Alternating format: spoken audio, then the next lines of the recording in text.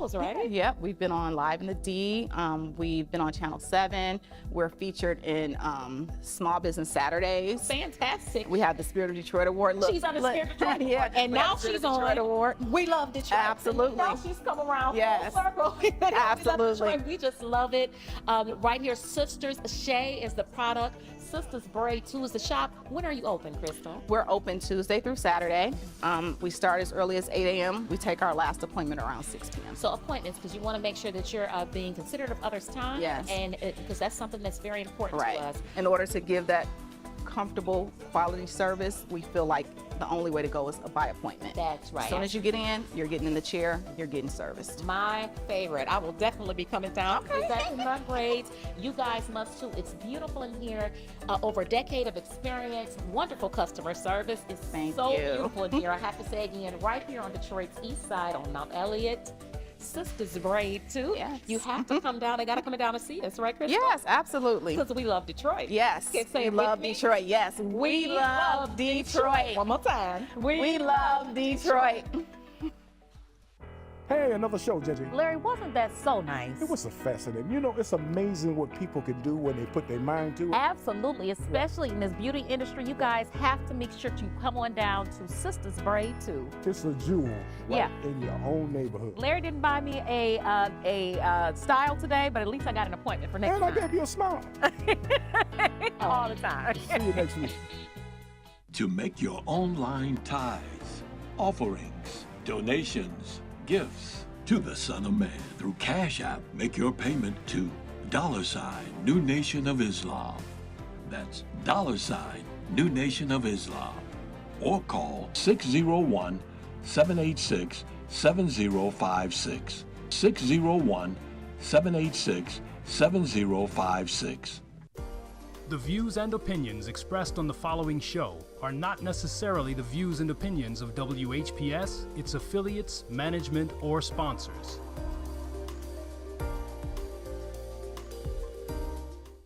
Once again, we love Detroit. We are at where? We would like to invite you to help support the efforts of the Unity and Rebuilding Fund. Visit the website at www.unityandrebuildingfund.com. That's www.unityandrebuildingfund.com. We often hear how we need to work together and rebuild the city, and we're actually doing it. You can make online donations and click on links to track the progress of the Unity and Rebuilding Fund.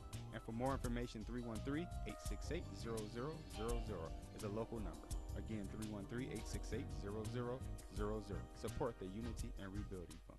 I just used your other one though today because it was, look, it did 2 drips and I was like, oh, I can use my umbrella. My homegirl was talking about me. I'm like, don't talk about me. With our umbrellas, our customers are turning a drab day into a fab day.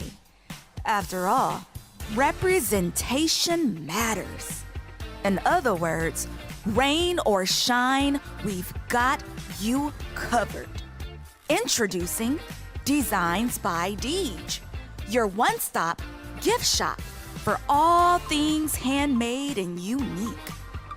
Our products range from our most popular umbrellas, blanket and pillow sets, handmade coasters, and other statement pieces that showcase the beauty of our melanin and natural hair in a beautiful and empowering way. You can find our brand at the Sister Shop locations in New Jersey and Atlanta, Georgia, or you can visit our website, www.designsbydeej.com. Again, that's www.designsbydeej.com.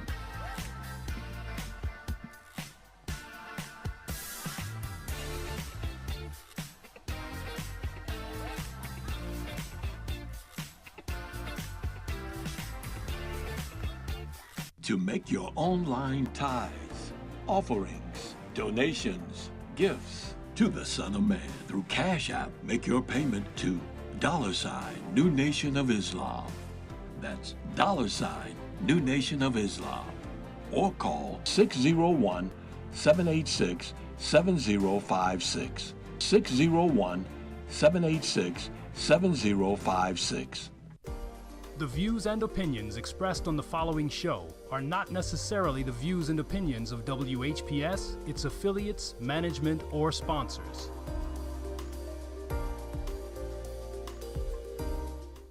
Brothers and sisters, are you tired of reading the Holy Scripture and not really understanding what you read? And if you're reasonably sure, have you ever tested that what you feel you know with someone that has a different view than your own? Then let's talk with one another. Then let's reason with one another on a Scriptural Discussion with the Son of Man every Wednesday at 9 p.m., Friday at 9 p.m., and Sunday at 12 noon. On WHPR TV Detroit Live, 88.1 FM WHPR, and Comcast Cable. Why don't you call and discuss the Holy Bible, and if you have one, the Holy Quran, and come to an agreement about the Holy Scriptures and their true meaning? You can call in live on the air at area code 313-868-4336, 313-868-0342, or 313-868-0351. That's 313-868-4336, 313-868-0342, or 313-868-0351. And now, let's go live with a Scriptural Discussion with the Son of Man.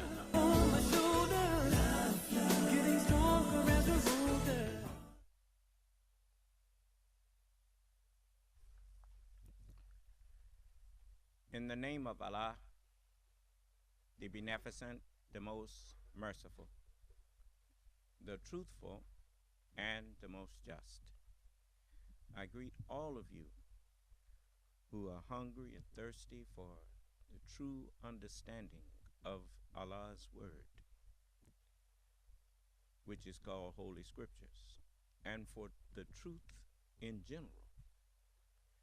I greet you all with the greeting words of peace. May Allah's salam alaikum. It is only truth that will bring peace to you. I was thinking about, some of the problems that we experience in the new nation of Islam as a nation, or a fledgling or nucleus, an embryo. An embryo does not look anything like the finished person. But when you look at the flesh of the finished person, if you take a little biopsy or whatnot, then you can see what that person used to look like as an embryo, somewhat. But the Honorable Elijah Muhammad taught us, he said, everything of good has trouble in its infancy.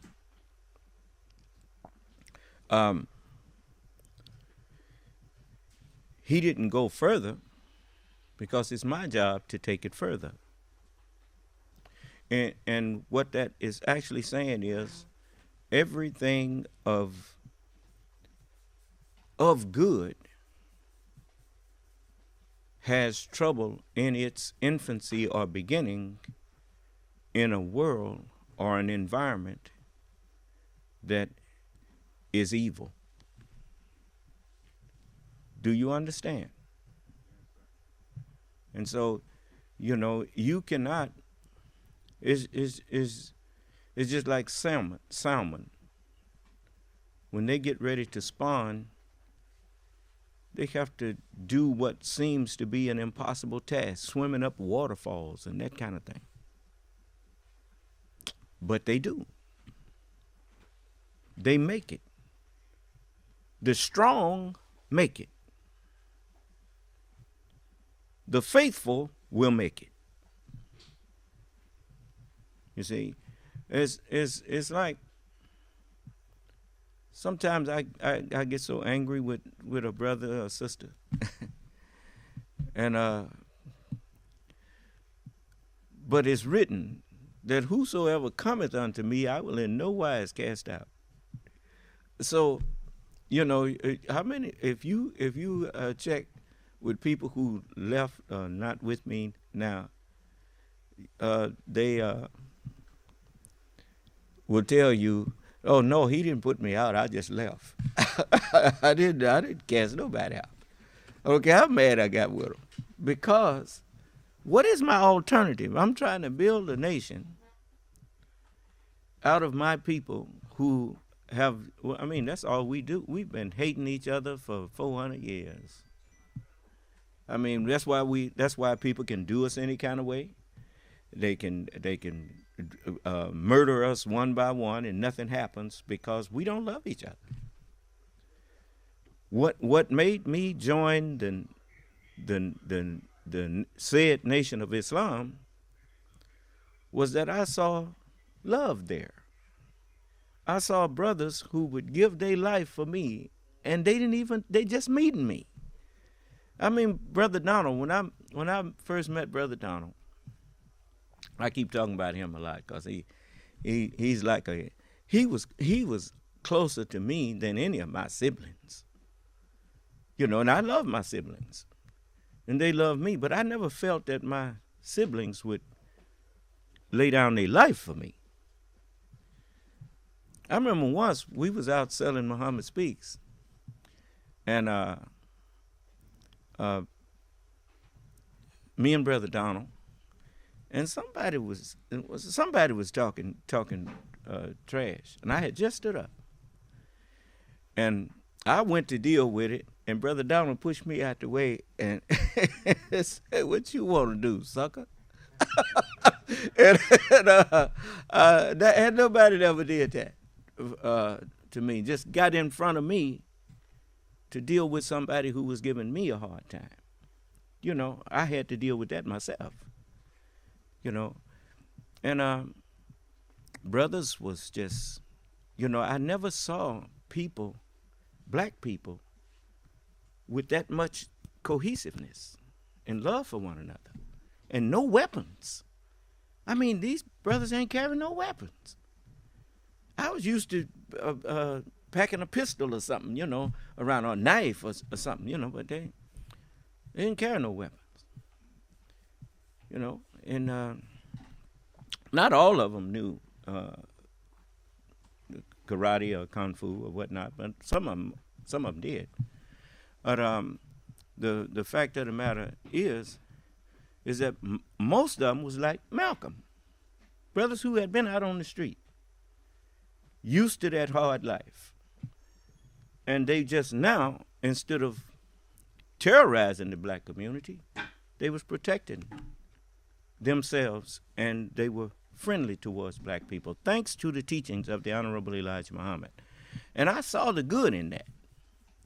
Yeah, I saw things happening that, don't never make the mistake of thinking that you hear me talking about the flaws in the Nation of Islam, the said Nation of Islam, that people was hypocrites and all that kind of stuff. I saw that. After I was around a while, I saw that, no, these brothers ain't perfect.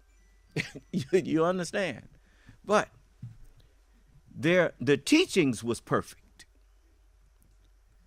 It's just like the Constitution. The Constitution is a miraculous document. It's the people who are entrusted to uphold it that messes up. Do you understand? And that's why when I tell you white people that's listening to me, even you who hate me, that's fine. I mean, you can't make nobody love you. I mean, I'm not so much as caring about your love as I am trying to earn your respect. That's all. Respect is not given. It's something that is earned. Let me tell you something. A bully does not respect the people that allows him to bully them. He only respects the one who stands up to him. That's why the Republican Party is suffering what they're suffering from Donald Trump, because they refuse to stand up to him. If you stand up to a bully, he knows that he can't go but so far with you. And I guarantee you, if you truly stand up to him, he back down. Because he ain't looking for a fight. He's looking for cowardice in you. Bullies bully cowards. It's just like Putin thought that he had ran into some cowards in Ukraine. But those people are not cowards. They are men and women who were not aggressive, but they were men and women. Just because a person is not aggressive does not mean that they will not fight. So that is, but to get back to what I was saying, I have talks with myself when I get angry with brothers or sister or whatever. And I said, well, what do you propose to do? You mad at them now. You what? They ain't your sister no more? They ain't your brother no more? What? Is that what you did when you got mad at your siblings? I remember one time my brother that was 3 years older than me, he beat me up, and I was mad at him. But he was still my brother. I wouldn't have stood by and watched somebody hurt him or I'd have helped him. Even though I was mad at him, I still loved him. Do you understand? I mean, it's just, my parents. I mean, I'm a parent now. So my parents, my daddy used to call me, you little low-down booger, and he to say all kind of things to me that made me feel like he must hate me. And then right behind that, he would, he still fed me. He still bought me shoes. When I wear our shoes, he said, come on here, boy, let's go get some shoes. And, I understood after I matured some that just because somebody fuss at you don't mean they don't care. And he was teaching me. The Honorable Elijah Muhammad said, if you arguing with your brother or your sister, and you can't seem to settle it, drop the argument and keep the brother or the sister. Do you understand? Is it worth disbanding that which you have said you wanted to do? You said you can't have a nation of people hating each other. The United States is a good example. It is love for one another that's going to keep you together. Hatred is going to destroy you and destroy the good that you achieved in your unity. Now, I'm just telling you, man. You can, I done seen this rodeo. That's what happened to the said Nation of Islam. They stopped believing in. I was looking at the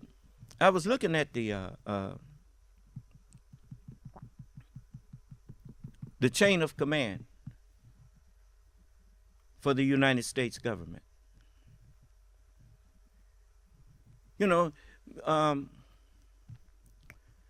Most countries don't have the foresight of what happens if there is a vacuum created in leadership. What happens if the head dies? So they compare, in movies and stuff like that, they compare them to chickens. Say, you ever wrung the neck of a chicken and cut his head off? The body keeps running around before it finally dies. Cut off the head of the chicken and the body goes spastic. When President Kennedy was assassinated, the United States didn't falter. the vice president picked up the mantle and succeeded him. If something happened to the vice president, then you have the secretary, not the secretary, the speaker of the house, and all of these things. They you know, I may not have. I could look it up for you, but it's 18 in the chain of succession, and they added more. Never is the United States at a loss for who's in charge. The Honorable Elijah Muhammad didn't, the Nation of Islam was not at a loss for who was in charge. They just didn't pay attention to what the messenger told them. If they had received me, it wouldn't have failed. If they had just said, well, here he is. This is the one that the messenger said was coming after him. You notice, at Savior's Day 75, go back and look at it.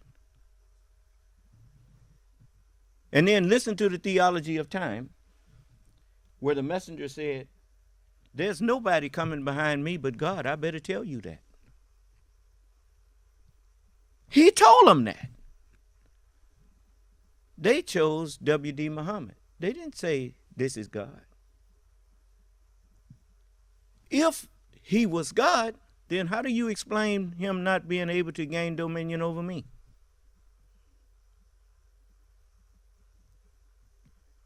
And you say, well, you didn't gain dominion over him.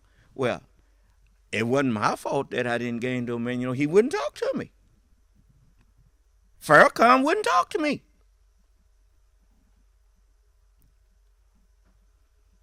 All of these people that Royal, he ducked me and ducked me and ducked me until finally some sisters set up a meeting between he and I gained dominion over him. He stopped talking in the back and forth between me and him. He just stopped. And when one of his guards or whatever, when it was over, one of his guards grabbed me by the arm and was called himself escorting me. I snatched him off and said, man, don't be putting your hands on me. What's wrong with you? And I looked at Royal and I said, I'm not going to punish you.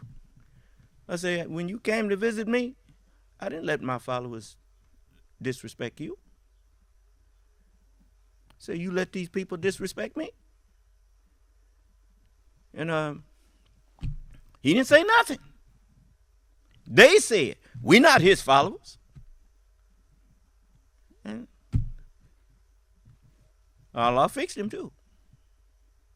And he's going to fix every one of you who show me disrespect, because I have not disrespected any of you. White people. Let the white man that claimed he got some disrespect from me come in here and tell on me. How did I disrespect you?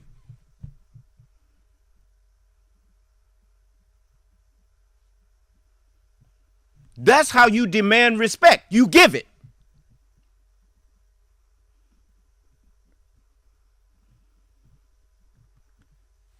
Now, Richard Nixon, he had a habit that was a good habit. I don't care what people say. He had a habit of recording conversations when people came into his office to talk to him. I guess he discovered that a lot of people don't listen to their own selves. But a man who listens to himself, he listens to other people. If you're in the habit of thinking before you speak, then you know that's a wise thing. And not only if you are in the habit of thinking before you speak, you are in the habit of listening to yourself speak. Do you understand? But people who don't think before they speak, who just speak based on how they feel instead of thinking, they express feelings. And when you speak to them, when they speak to you, they are expressing their feelings instead of their knowledge. And many people mistake feelings for knowledge and understanding.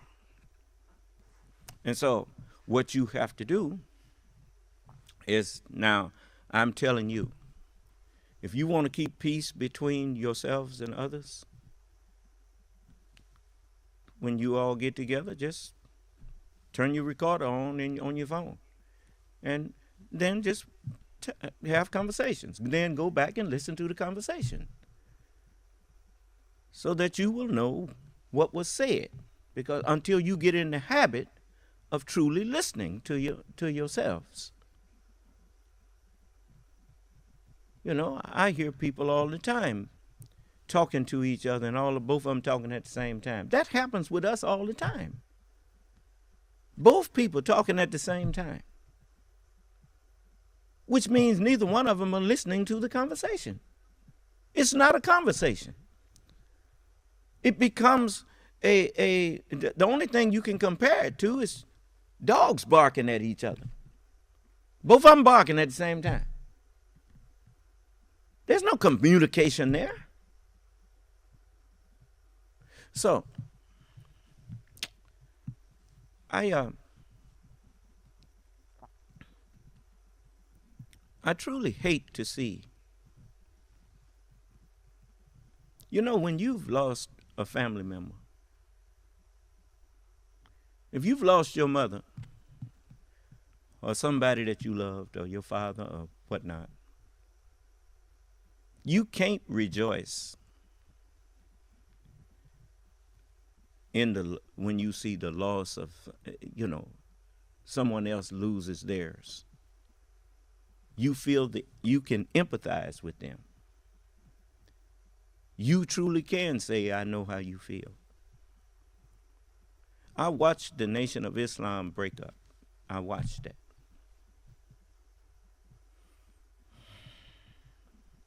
I don't wish that on no nation.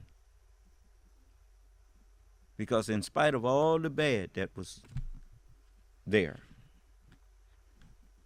I remember the Honorable Elijah Muhammad had us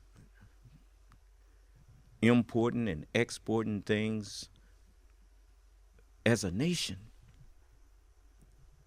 We were receiving metric tons of fish on ships with our flag flying and everything. I mean, this had never been done by us. Heads of state were visiting our leadership. We were sending ambassadors to different countries, to China, to Japan, to different nations, and they were respecting us thanks to the teachings of the Honorable Elijah Muhammad.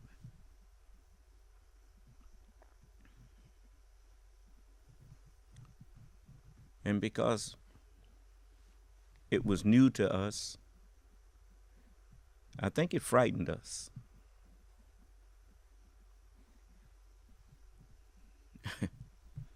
When you used to being a slave and somebody put you on your own, it's easy to fall back into the comfort zone of slavery.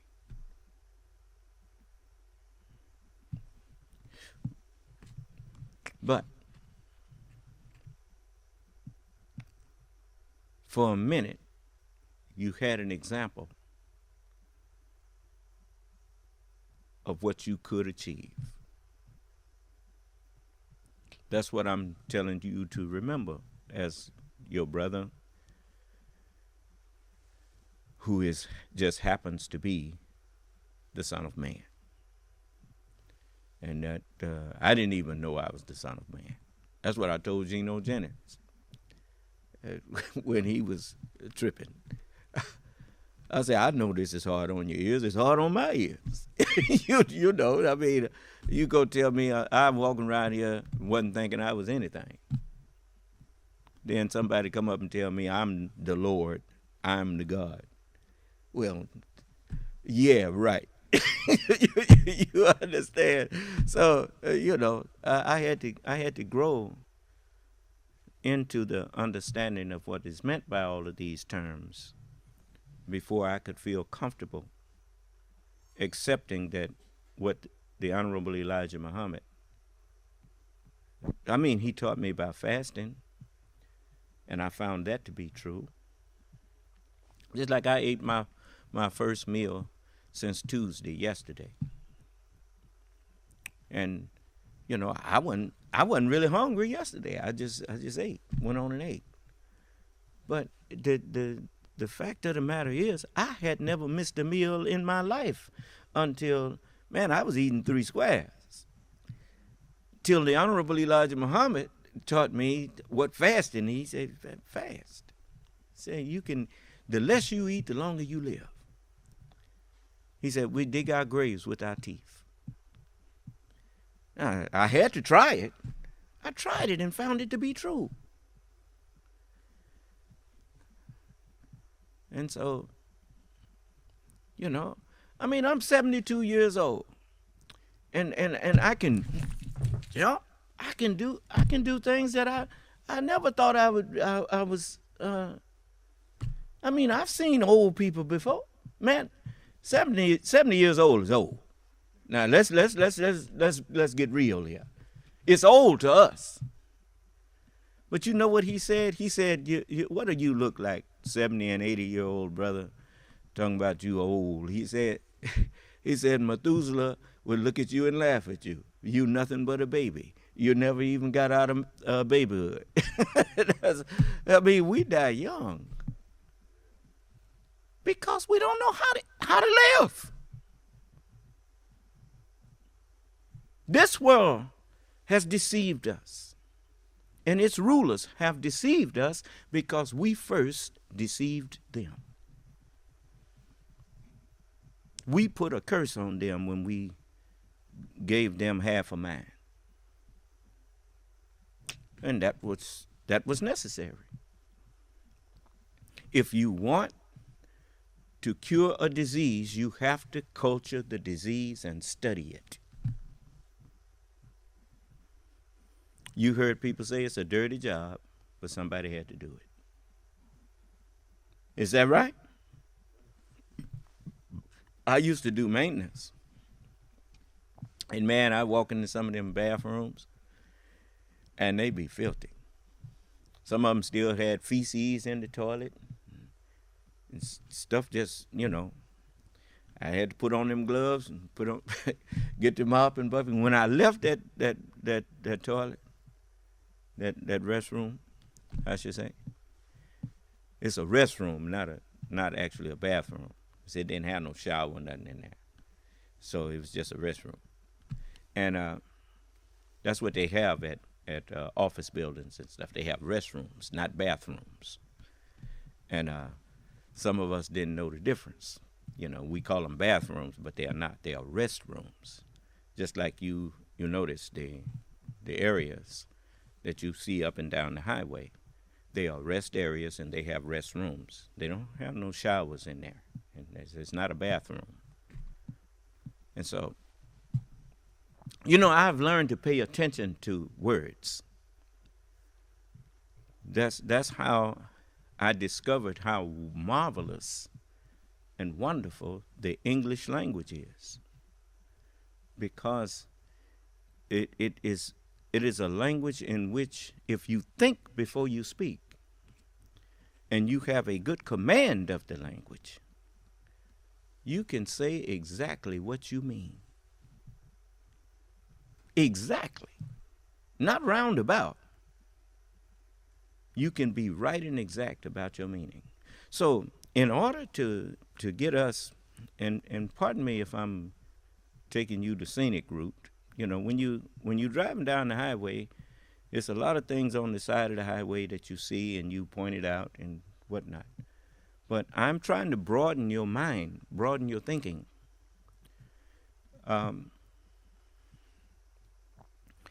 If I had not seen what hypocrisy could do, I wouldn't be able to forewarn you about what I wouldn't have been able to forewarn you about people like Donald Trump that tell you one thing and they find out something that displeases you and pretend to be championing that so that they could get your support, while all of the time they don't give a damn about you or your nation. They want to use you to help them destroy your nation, destroy your progress. And then they coin little phrases and talk around you, talking about America first. If you want to get rid of democracies all over the earth, America first. Why? Because America is the citadel of democracy. Do you understand? America is the one who sets the example for democracy. So, America first. If you want to take over the world and form an autocracies, where kings rule. You tried king rulership before and fought a revolutionary war to get out from under one. That don't mean every king that you had was a terrible man. But let's face it. How much progress was made under kings, really? Do you suppose you would have had an army, and navy, and air force like you have now?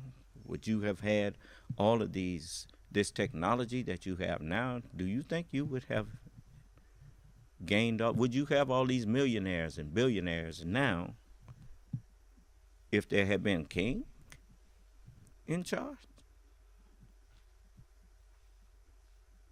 In order to understand something, we learn from each other. See, while you spending your time stifling the growth of your neighbor, you don't realize you stifling your own growth. Because once an idea is formed in the mind of any human being, it's going to spread.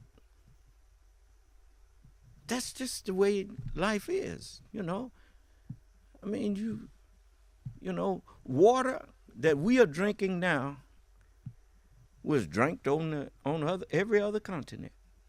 It finds its way all around the earth. You flying right now in airplanes because of the ideas of, as they say, the Wright brothers or whatnot. Now you flying. But people tried to discourage them who were in the business of making money off of you not flying. And the wagon master, he wasn't interested in no automobiles. He had made all his investments in wagons and carriages. The horseless carriage, that's going to knock the horse salesman out of business.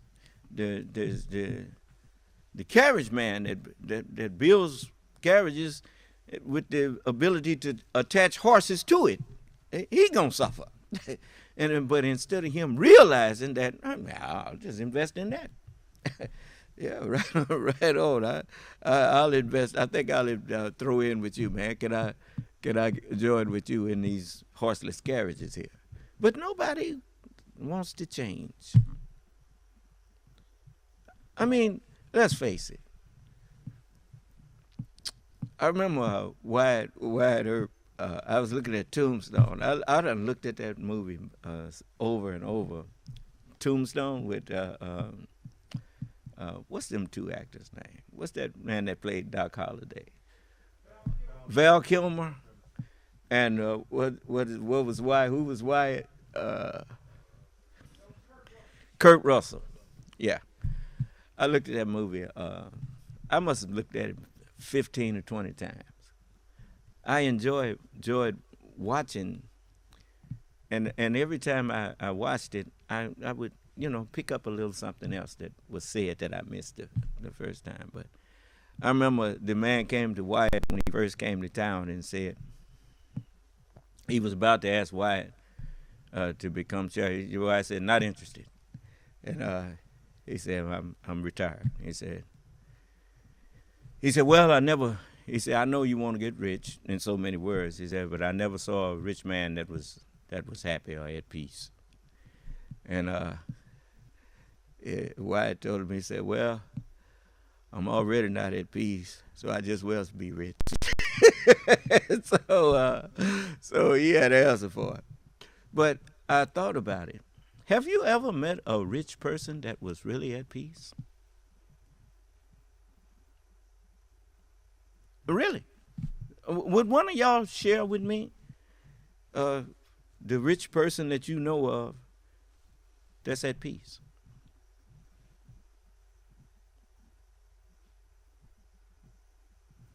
You see, being poor, and when I say poor, I'm talking about how people deem poorness. Having no money, having no means to get the finer things, as we say, the finer things, to buy what you want, the cars that you want, the clothing that you want, the shoes that you want, all these things.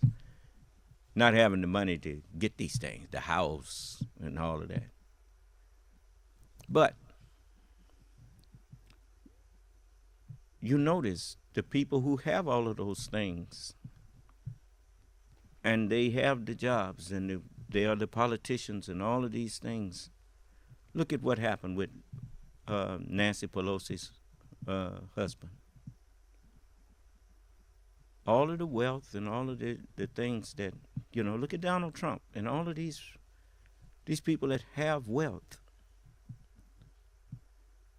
How can you be at peace if you're not satisfied? It's like when you sit down and eat.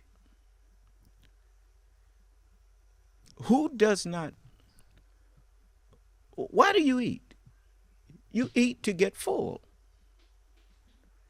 And when someone, if you are at a restaurant or if you're at home, and ask you, would you like some more? Say, no, I'm good.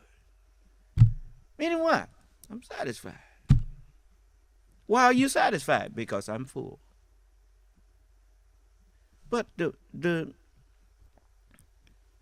deceitfulness of riches is that if that's what you go after, you never get full. You never get enough. Because, you notice, if there's nothing left, it's just like the man that climbs the mountain. And you ask him, why are you climbing the mountain? He said, because it's there.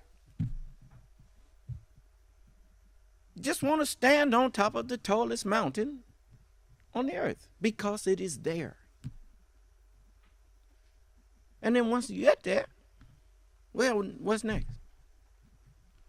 Well, I was bored. I'm bored now. I wish they had a taller one. Why? Because he has an emptiness inside of him that cannot be filled.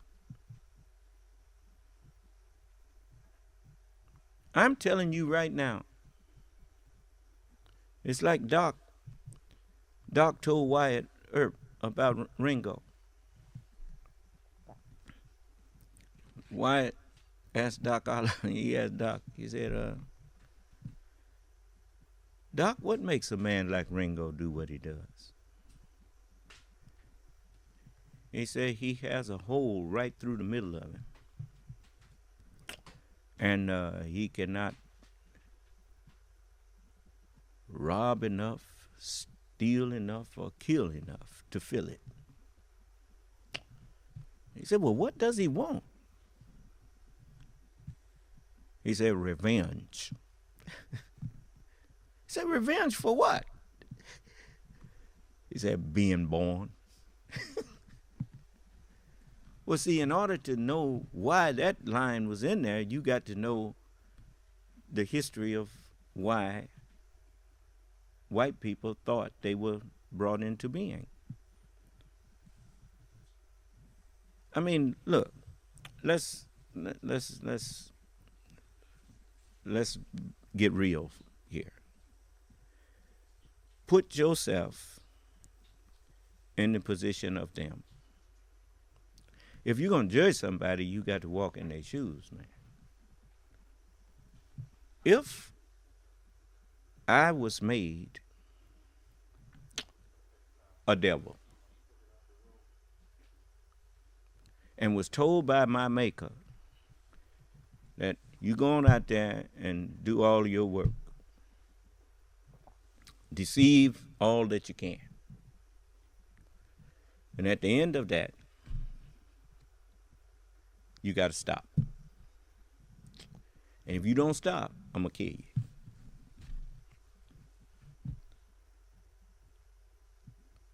Is that it?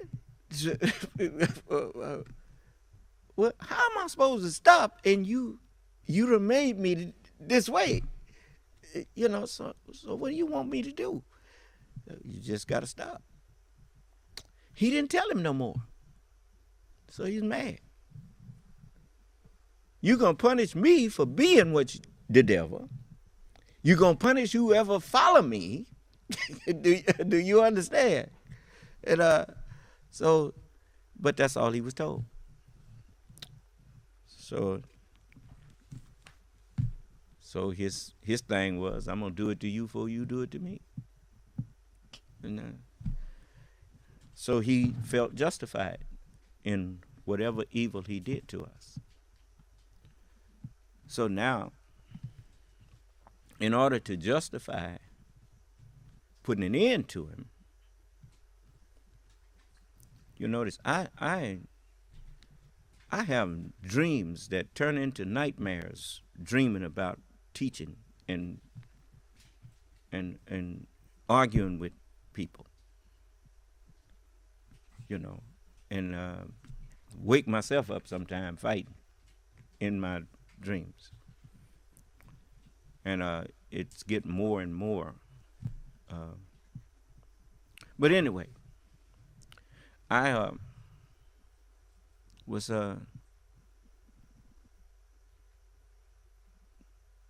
told that my mission, as the scripture says, the Son of Man came to seek out and save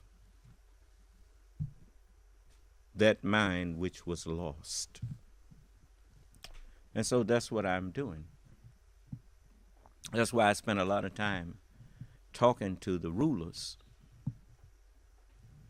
to try to show them that I'm not interested in trying to destroy what you've did of good in your. I'm like a refiner's fire. That's what the book teaches you. The Lord, He is like a refiner's fire and fuller's soap.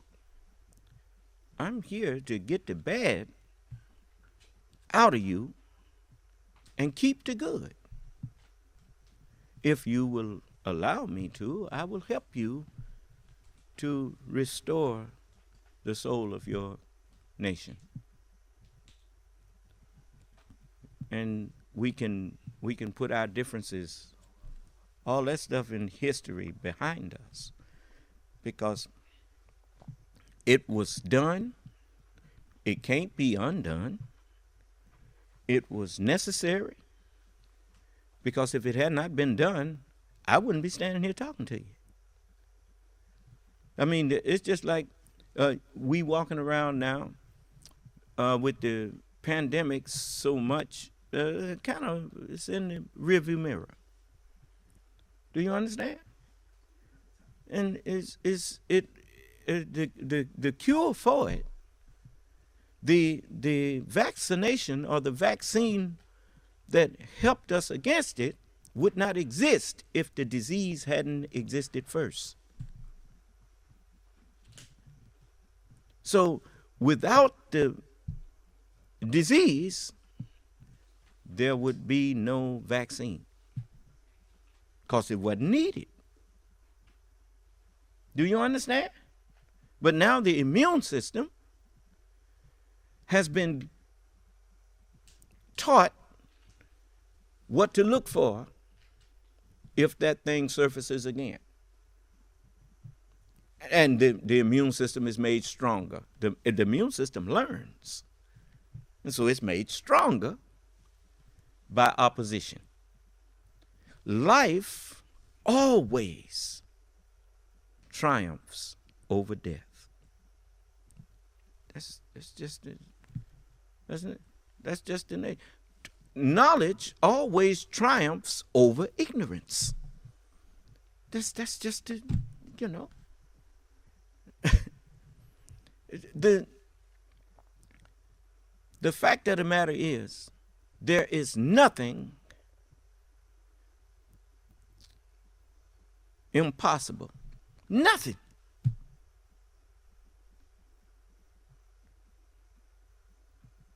Nothing is impossible except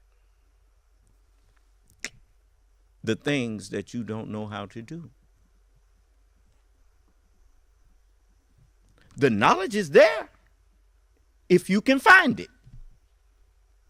Once you find it, you see. God, if God meant for man to fly, he gave him wings. The truth gave him wings. I didn't hear you. So it's, you know, but we must remember to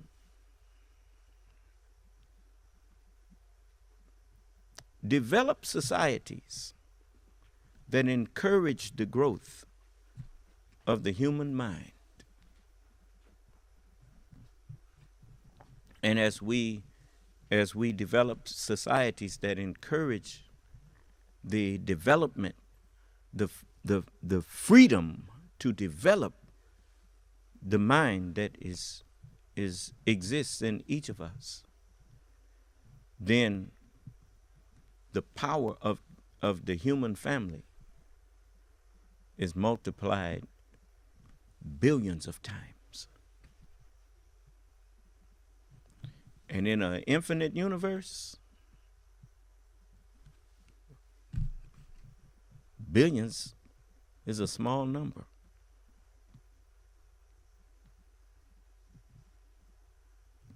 So we need every member of the human family in order to really rule, to begin to rule an infinite universe. So, somebody got to have some sense. Okay. WGPR Detroit HD2. You're watching WHPS, Highland Park, Detroit.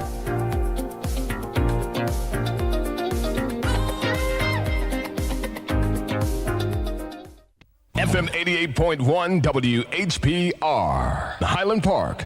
WVIE 107.3 FM Charlotte, Amalia, Virgin Islands.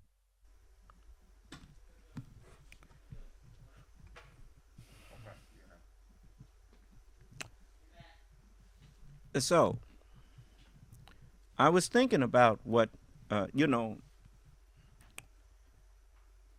peaceful coexistence is not possible for ignorant minds. But the more enlightened the mind, the more peaceful the person. I mean, you can have heated arguments. I remember watching some of the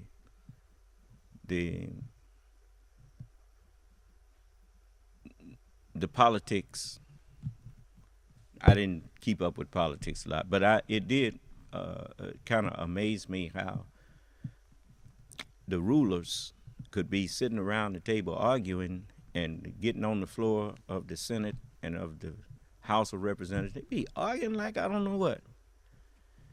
And then when they would say, well, we're going to take a break. And they'd ask each other, where you want to go have coffee, man? Or where you and they would go and, go and sit down and they'd have their... But the arguments that they were having were not based on lies. It was based on differences of opinions about what was right and what would achieve. I should say differences of opinion on how to achieve what both of them agreed was the right thing. But the right way to go about achieving that thing was what they was debating. Do you understand? And that kind of that's what has been lost in this world. People don't even agree on what is the right thing now. They just, it's sad. We used to have a saying, if it ain't broke, don't fix it. But no matter what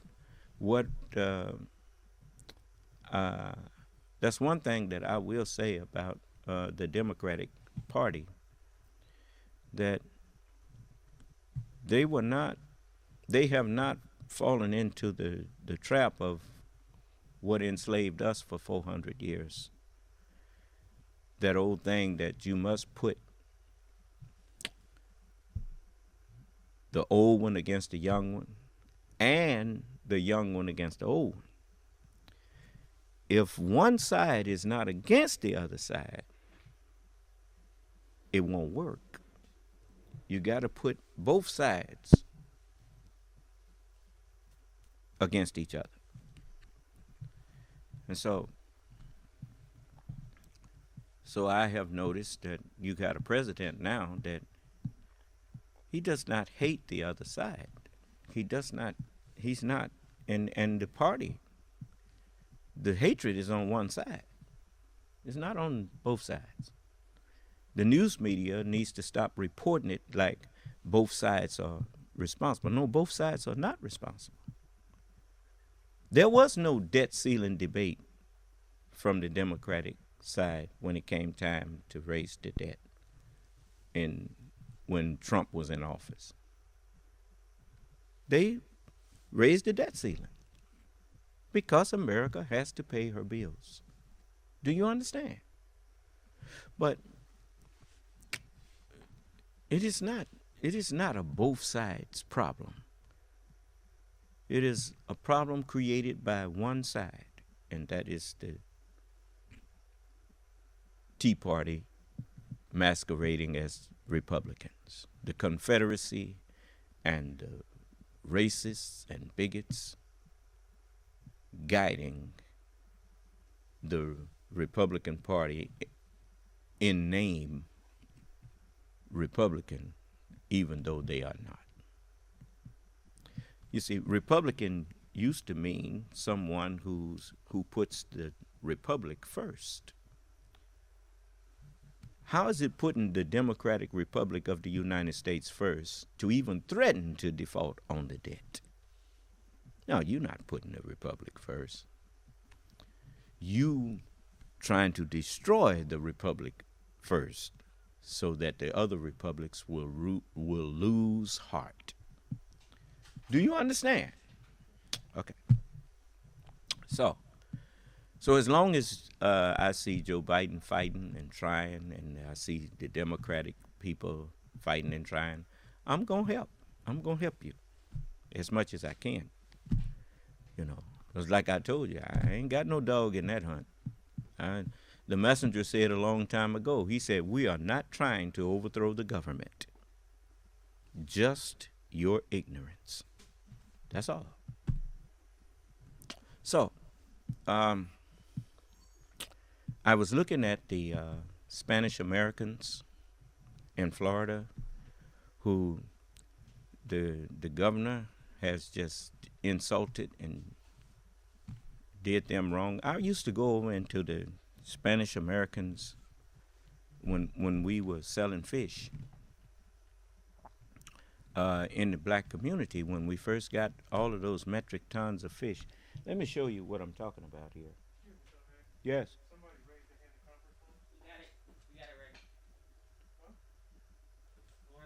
Okay, in the conference room? Yes, sir. Well, what is it? Okay, let me put the microphone over here next to the phone.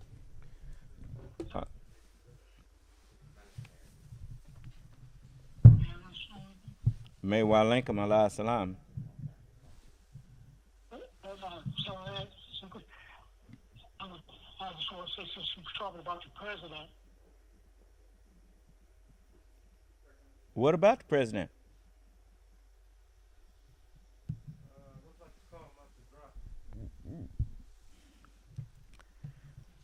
Okay, caller, you have to call back. I'm not going to ignore you, but I hope you're not just calling up to bear witness to what I'm saying. I mean, you can bear witness by just being quiet and don't say nothing. That's how you bear me witness. But anyway, let me put the mic up here. Okay. All right. Did he call back? Okay. Well, there are. When I visited, when we were getting this fish, in the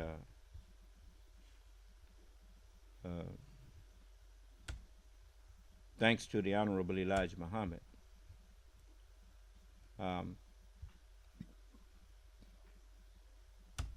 the secretary he was telling people about the accomplishments of the Nation of Islam. So let me see here.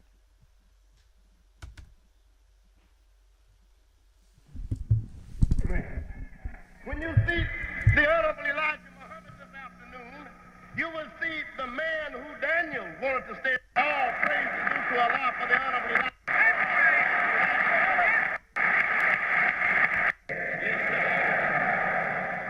He is no spook. He is a live man. He's a living God. Brothers and sisters, a great job yet to do today. And I'm going to say to you, I thank you for receiving me with such great honor. Thank you, dear. And that you may now be seated. Thank you, dear. Thank you. All praise to Allah. Yes, sir. And where is the secretary? Right here, sir. Right here. Yes, sir. I'm going to turn the meeting over to the secretary. He has lots to tell you. Yeah. And so he's going to address you and get busy and tell you what we must do, what must now be done after the coming of God. Right. So I turn you over to the secretary. Thank you. As I say unto you, in the name of Allah, Assalamu alaikum.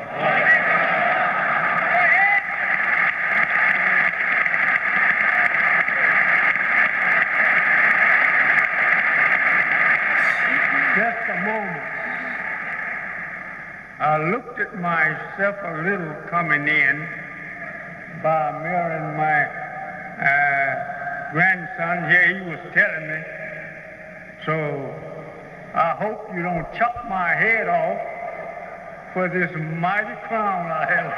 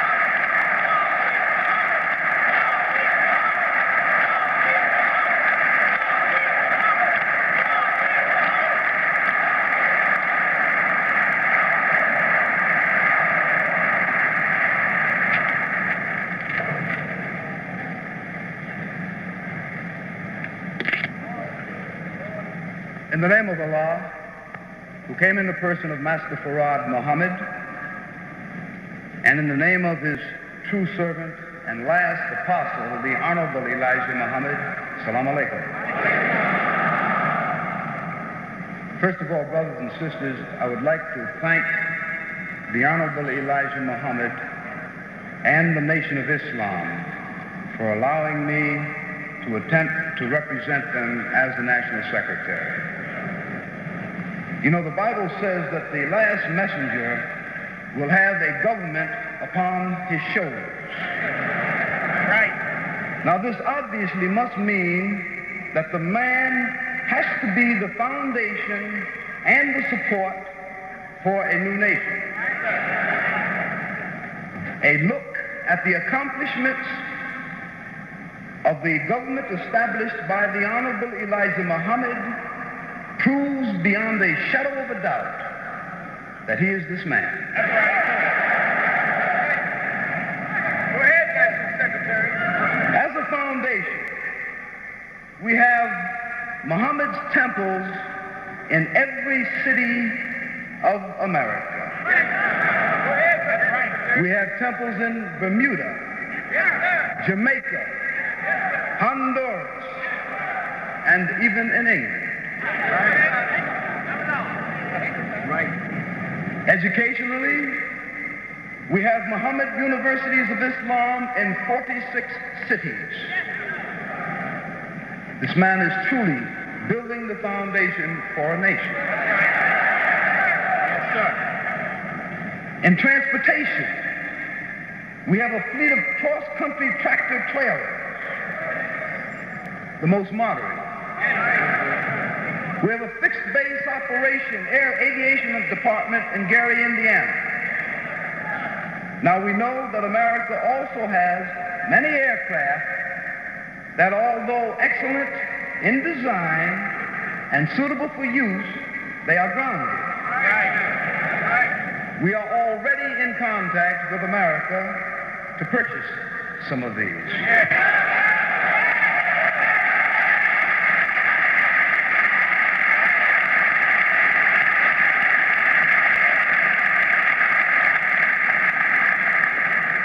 Under the leadership of the Honorable Elijah Muhammad, we are negotiating for the purchase of 2 or 3 cargo ships to carry across the ocean the various products purchased for our people in foreign countries. In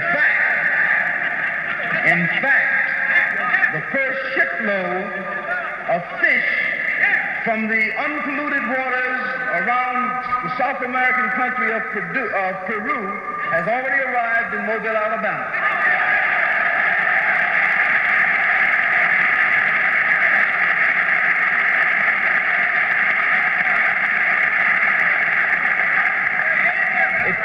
It carried with it some 1,000 metric tons of fish, or roughly 2,200,000 pounds.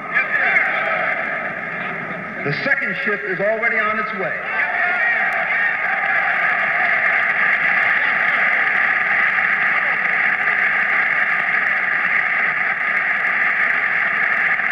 This one will carry 1,200 metric tons. And brothers and sisters, under the leadership of the Honorable Elijah Muhammad, this will continue each month for the next year, at least. The only difference being that the poundage will increase.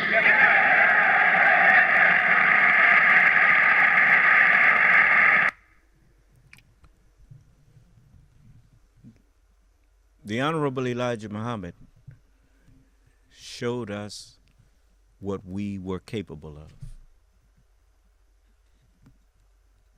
And the people hated him for that. Even black people, you know, you didn't join. You didn't, the NAACP, none of them, they didn't recommend us to go join with him. Because you know why? I'm just going to be honest with you. It is because you made a job for yourself offer the suffering of our people. And if the suffering ends, so does the job. And that's why we right back where we started. Fighting for voting rights, fighting for all those things that we supposedly already gained. And you think I'm going to get on that hamster wheel with you? No, No, I'm not. I'm not going back to begging white people. I'm not going back to sleep. And what did Cypher say? Put me back in the matrix. And I don't want to remember nothing. Don't want to remember reality. He wanted to go back to sleep and into the pretend world. No, I'm not going there with you. Now, when we went over to sell the fish that the messenger brought, I'll go in the black community. We had 5 pounds that you could get. Matter of fact, when we started with the fish, you could get 10 pounds for $2.90. A 10-pound frozen slab of fish, headed and gutted, for $2.90, 29 cents a pound. And you know what our people would say when we go to the door with it? I can't eat all that fish. That's too much. So the messenger ordered some in 5-pound boxes and whatnot, 5 pounds. And but we could hardly sell, be out there all day. And if you sold 20 pounds, you was lucky. I'm just trying to show you. This is what happened in L.A. This is where I grew up. I'm not talking about Louisiana. I'm talking about Los Angeles. I grew up out there. And so I have to give it to brother Albert. You know, his name is Ahmed now. Albert got the idea, said, man, let's go over to East L.A.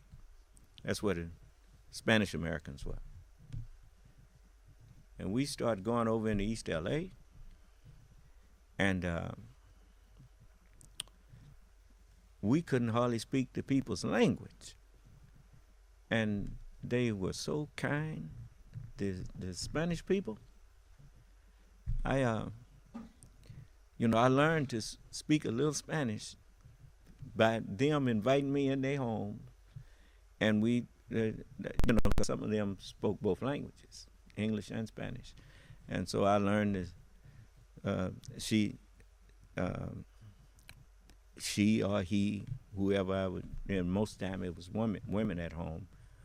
And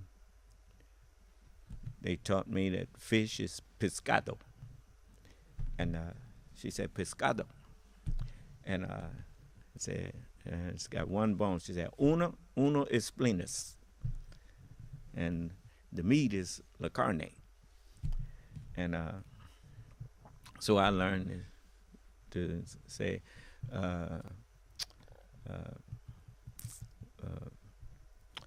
quiera is I have. Quiera pescado.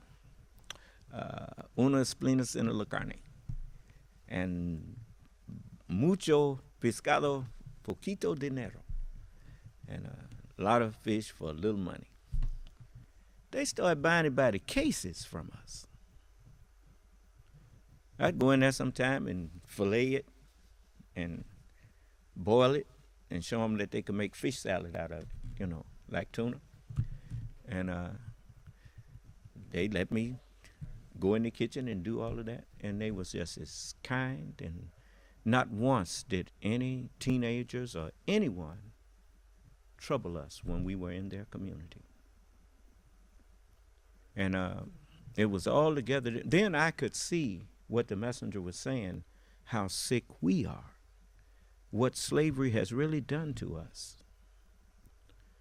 And it made it easier to forgive my people because I realized that we didn't get like this on accident. This is what was done to us. We sick. You know, it's just like with Alcoholics Anonymous. They won't even let you join unless you first acknowledge that you are an alcoholic. And you want to come in here and get well, you got to first realize that you're sick. And when you understand how sick you are, it makes you more tolerant of how sick your brother and sister is. Do you understand? So, yes. Say what? All right, we'll try once more. Okay. Yes, caller.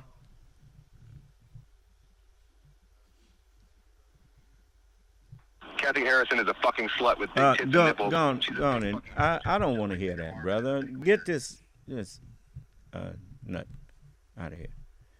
You know, don't give me phone calls from hell. I don't want, these people. I mean, I threw him in hell a long time ago. You see there. You can't make peace with people like that.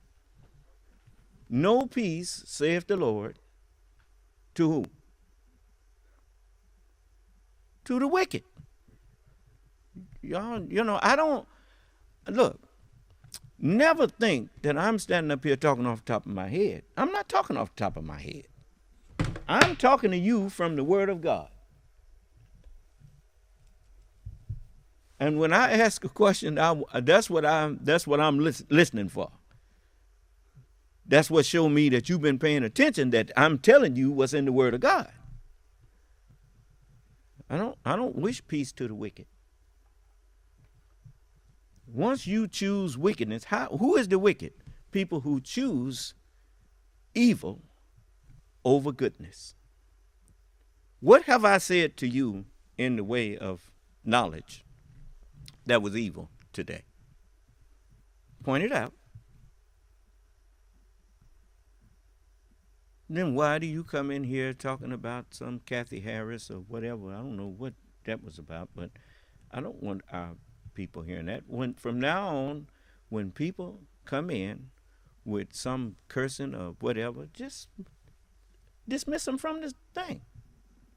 I don't want to hear it.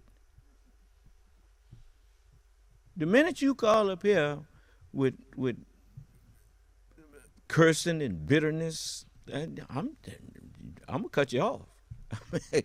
Cause that ain't, you ain't gonna break my peace, because I'm not gonna accept what that roll off me like water off a duck's back. So, there was a time when something like that may have broken my peace, but that don't. So you didn't give me peace, and you can't take it. The Lord give it, and the Lord take it away. Do you understand? All right. So as I was saying, I was over in the, he just don't want to hear me saying good things about Spanish American people. But I've had nothing but respect for them ever since I was in my 20s, when I had dealings with them. You're not going to tell me that the Spanish people are not good and decent people. I done had too much dealings with them. I know better. You see. And, I'm not saying that they perfect. But I'm saying that they are a long shot better than a whole lot of other people I done met. And, but anyway, the Spanish American people are wanting to boycott what's being done to them in Florida. And I'm supporting that boycott. I want you to hear it straight from them.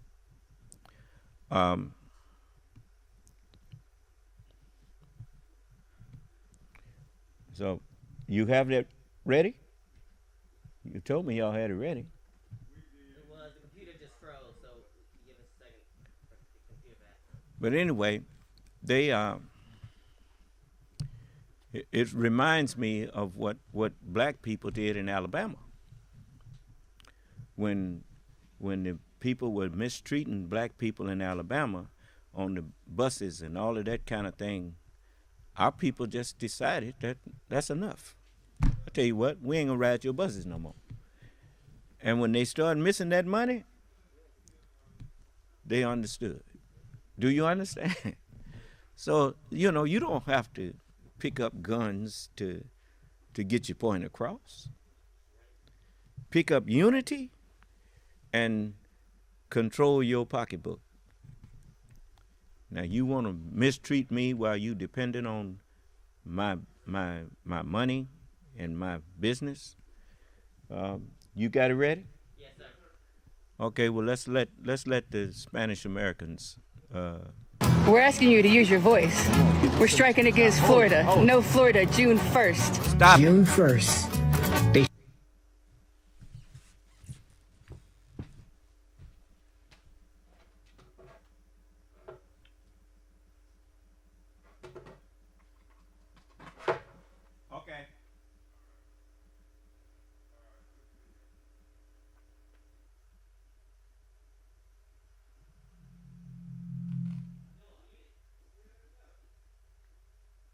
We're asking you to use your voice.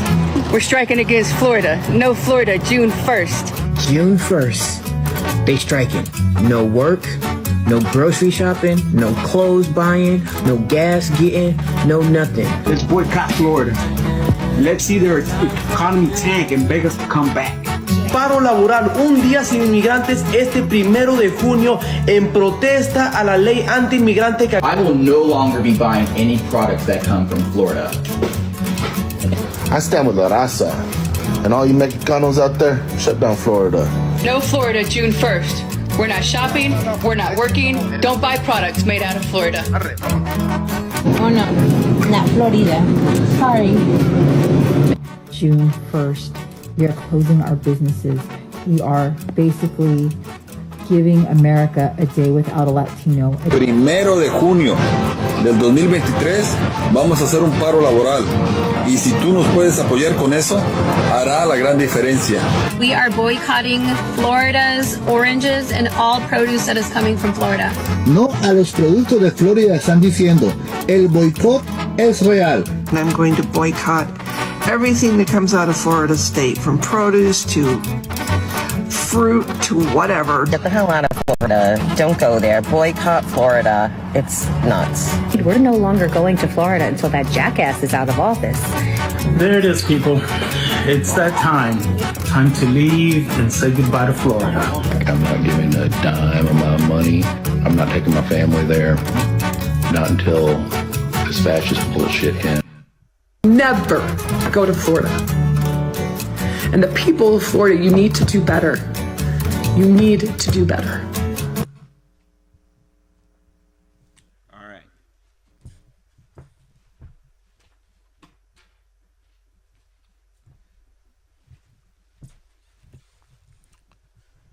So that's it for me and Florida orange juice and anything else that come out of that. I ain't buying nothing from Florida.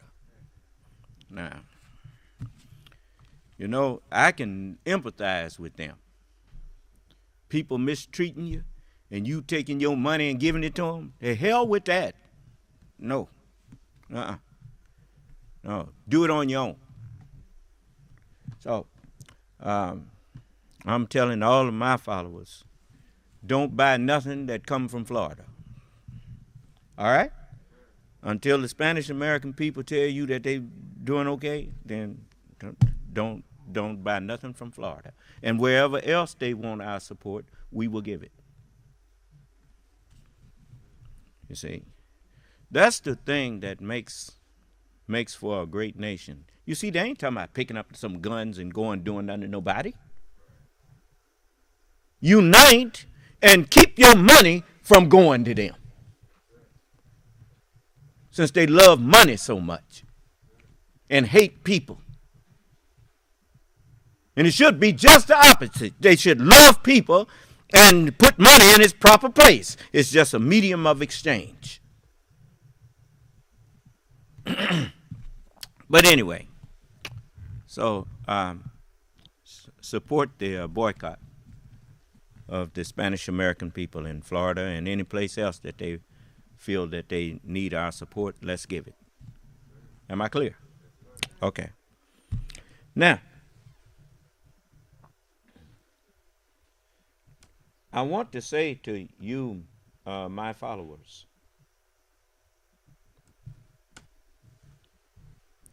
the messenger said we dig our graves with our teeth. And he's right.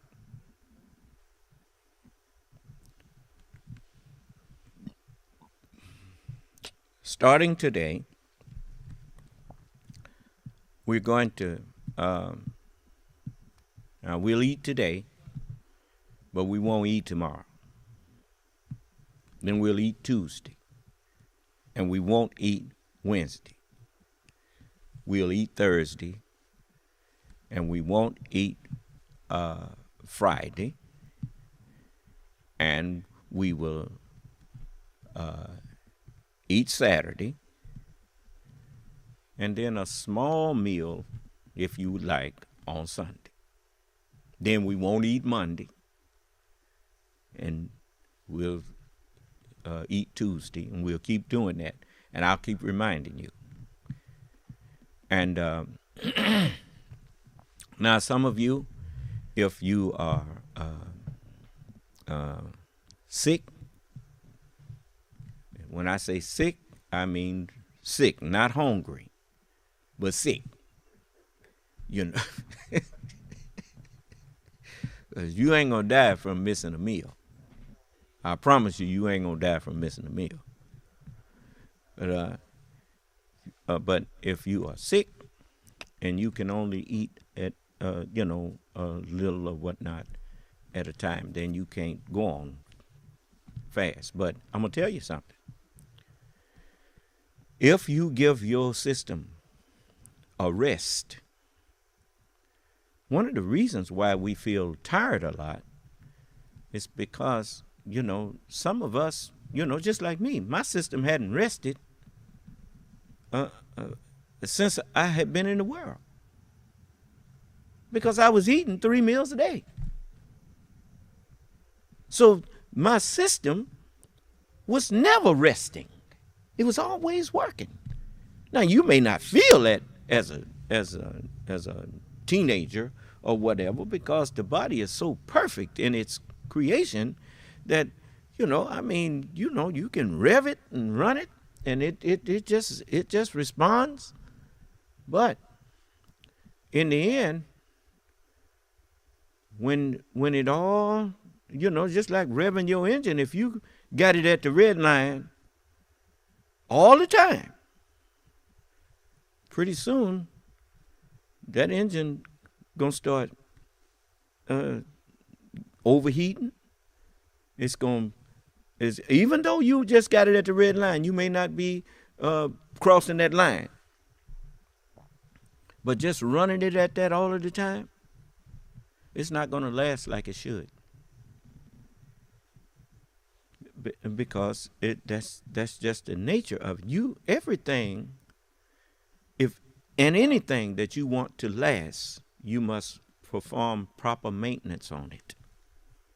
Do you understand?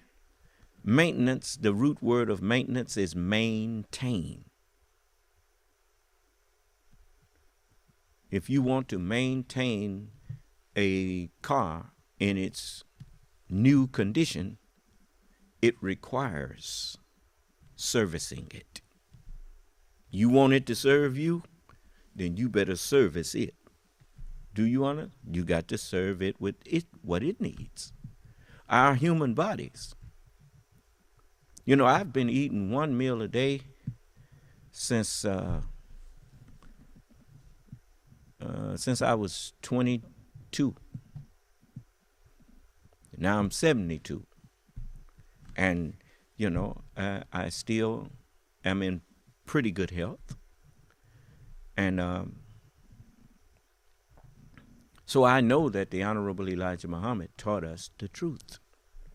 I'm living proof that he taught us the truth.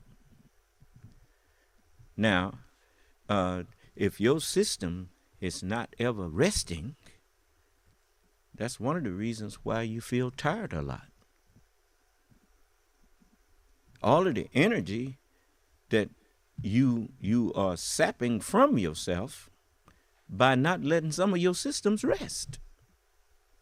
Fasting gives your system a chance to purify itself and clean itself out, and it gives your digestive system a rest to recuperate. And you will discover that your energy level will go up.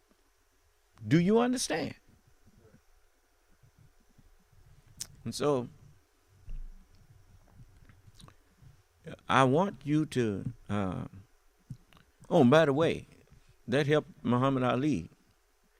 And you know how fast he was.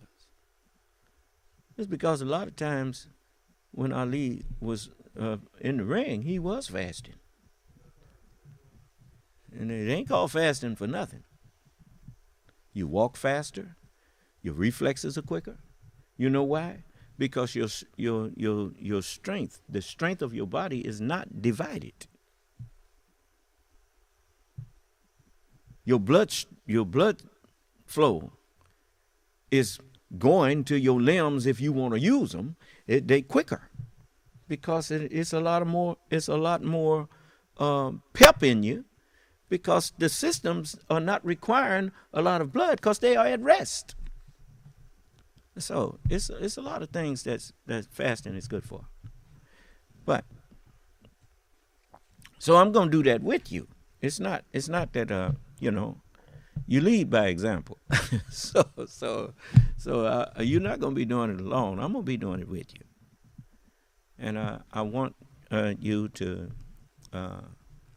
any of you that's having if your weight is dropping too much, you let me know, and then we will put you on something, that will help you keep the weight on, because you don't want to get too little. But once your body gets over the shock of you changing its eating habit, it will pick a lot of that weight back up. You understand? So I want you to, you're going to discover that your grocery bill is less too. But anyway, it's a win-win situation. So I want you to live a long time. We got plans, as the book says, to him that is joined to all the living, there's hope. Hope of what? Being around when Allah gives us life that we never expected. It's just like, let me show you an example. Which of those life germs could have conceived that, as opposed to being alive outside of the scrotum for 72 hours, which of them could have conceived that they could be alive for 72 years? Do you understand? What is 72 hours compared to 72 years? That's infinity to a life germ. But look that's the prize that you received for not giving up. Every one of us. Make no mistake, weakness did not bring any human being into being. Weakness didn't bring you here. You was one in thousands, one in hundreds of thousands that stuck with it. And you made it to that egg, and you got the prize. Do you understand? And the prize that you received was that a life that you couldn't even conceive of. Huh? And to those other life germs, you became a god. Why? Because now you as a man can send forth life germs. They never would achieve that. So we have a lot to think about and to rejoice over. Just being a human being has put you as brothers to God Himself.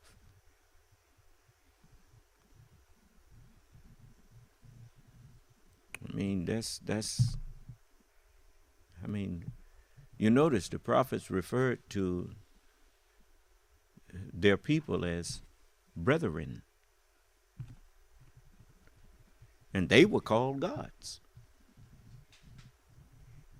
And so, and as the scripture says, I have said, ye are gods, and all of you are children of the Most High. He was talking to his prophets.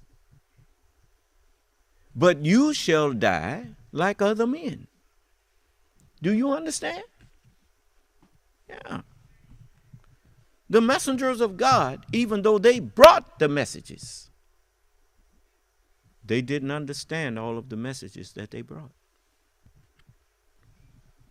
It wasn't necessary for them to understand the message to deliver the message. You see. So, any of you that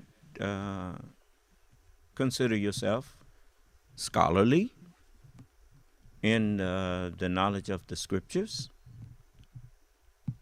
I welcome you to come in and discuss it with me. I welcome you to come in and debate it with me, or disagree with me and show me why you disagree. It's no problem.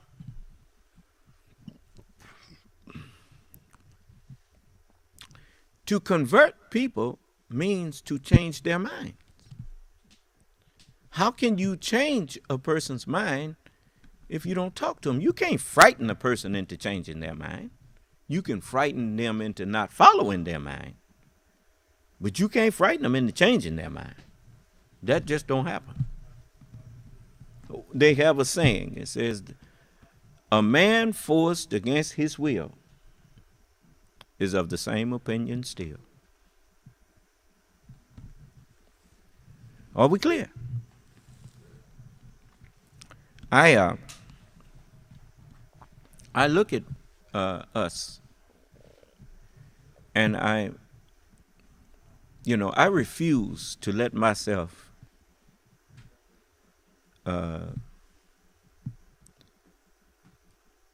follow a pattern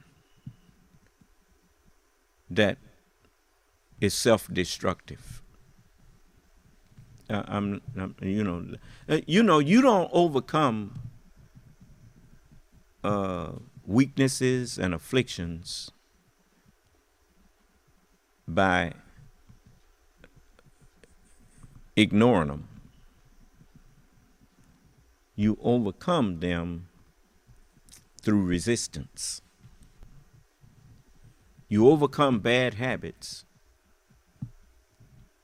through resisting that old bad habit and forcing yourself to do what you know is right. And if you think that's easy, well, you didn't pay no attention to them songs that you were singing in church. I'm coming up on the rough side of the mountain. And if you don't think it's rough to try to love somebody that you know don't love you, well, that's when I say love, I mean do good to them, even though you know they don't appreciate you. Do you understand? That's hard, man. But when the person that you doing it for looks like you, and they in the hospital, in the place where you claiming that you want to do what's right, well, then you may not always achieve the right that you want to do, but you sure gonna achieve a lot more right in that place than you would have if you stayed out on them streets. Do you understand? So it takes time to change bad habits. I should say to exchange bad habits. You can't just take away a habit. You have to replace it with something else. Do you understand? It's just like, are you aware that if it was no air around you, then when you go to pour a glass of water out, it wouldn't come out.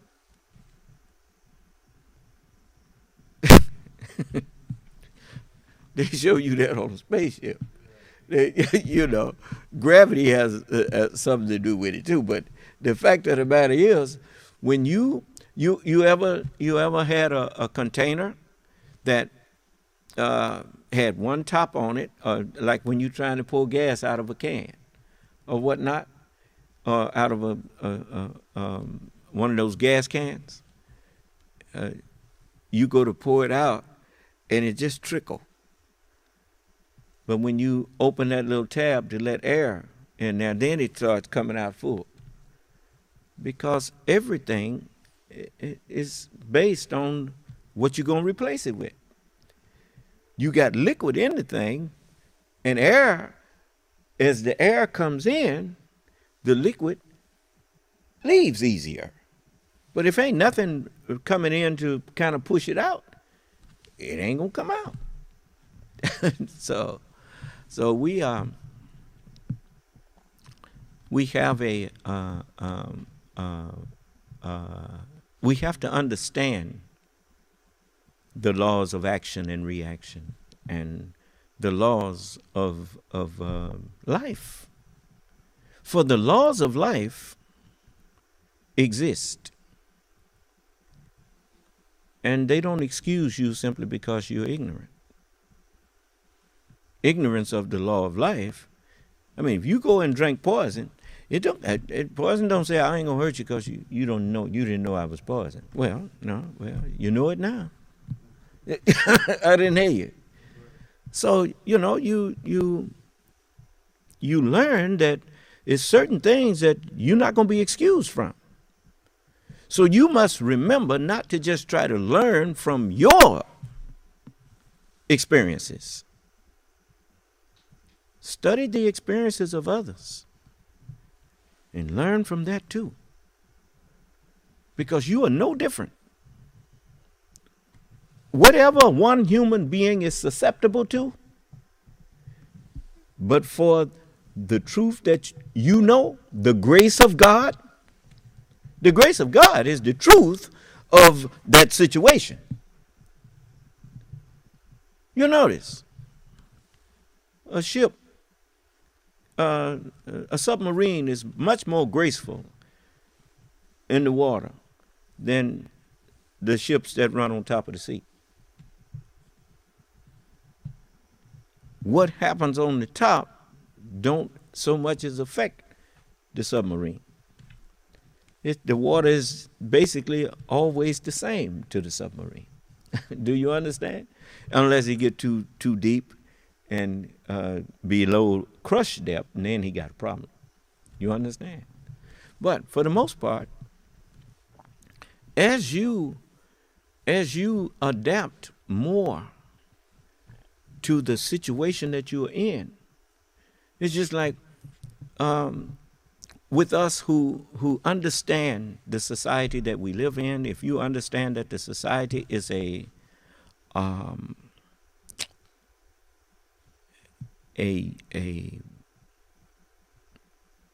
multifaceted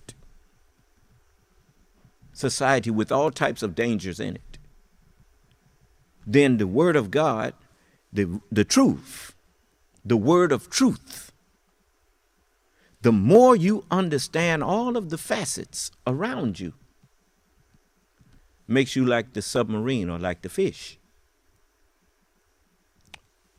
The fish is at home in the water, like you and I are at home in the air. We walk around in the air all the time and never give it a second thought.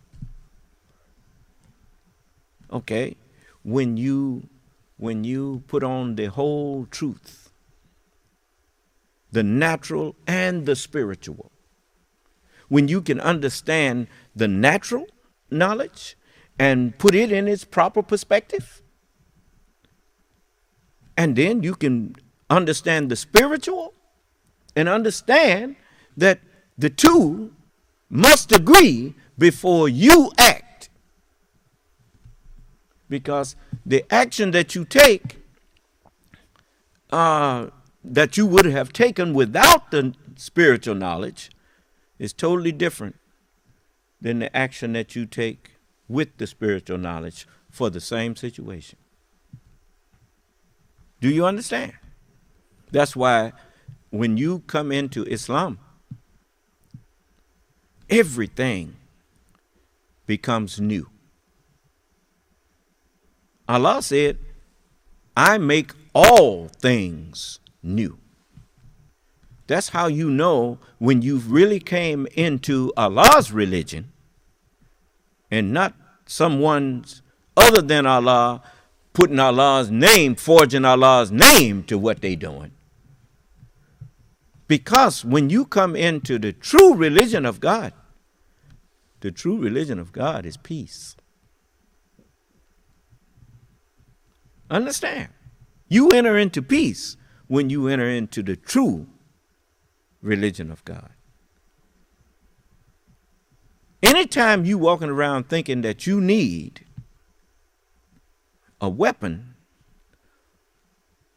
to protect yourself, you have not entered into the true religion of Allah. Because Allah said, no weapon formed against you shall prosper. That's what he said. And that I have found to be true. And so, you know, we don't carry weapons, which tells you that we go in the way of peace. You don't come to me armed and claim that you want peace. No. Mm-mm. You know, there are cases where you must defend yourself. I understand that. Just like with Ukraine, but you notice Allah sending Ukraine help against aggression. That is necessary, because that is the holdover that this world had the law that states an eye for an eye, a tooth for a tooth, a life for a life. Why? Because their order was,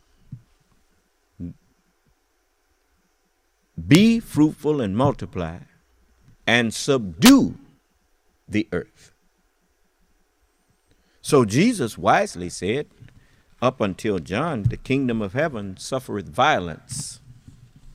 The kingdom of heaven, when you understand that the kingdom of heaven is the natural earth, the natural continents, and the kingdom of it is the knowledge of it.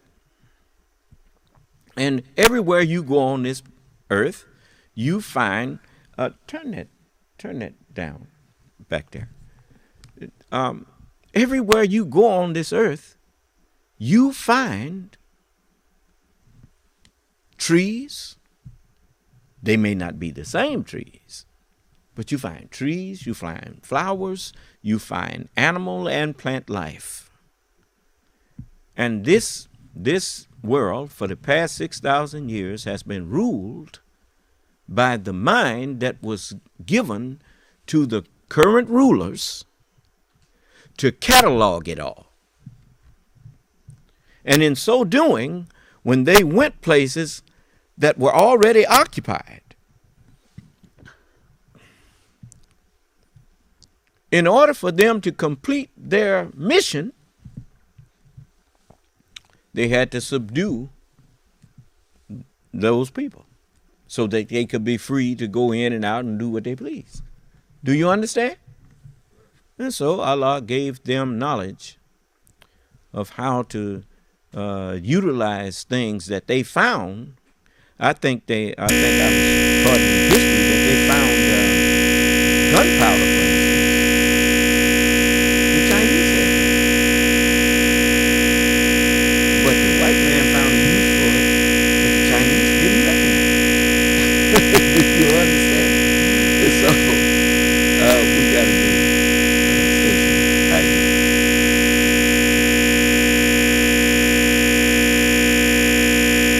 WGPR Detroit HD2.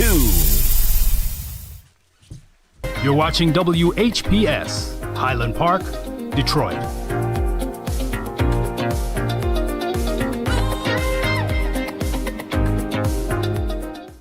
FM 88.1 WHPR, Highland Park. WVIE 107.3 FM Charlotte, Amalia, Virgin Islands.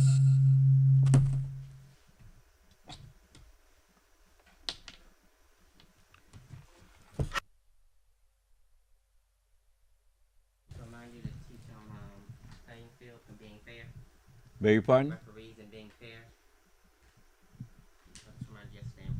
Okay, thank you.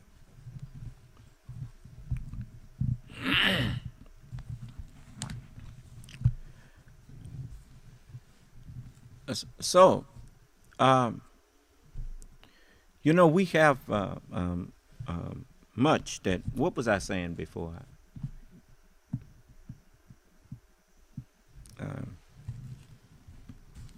From now on, I want y'all to let me know when we about to have, and don't just go on the station ID without first letting me know that, so that I can make some kind of note about what I was talking about. Now I don't remember where I left off. But anyway, we want you to understand the laws of life and the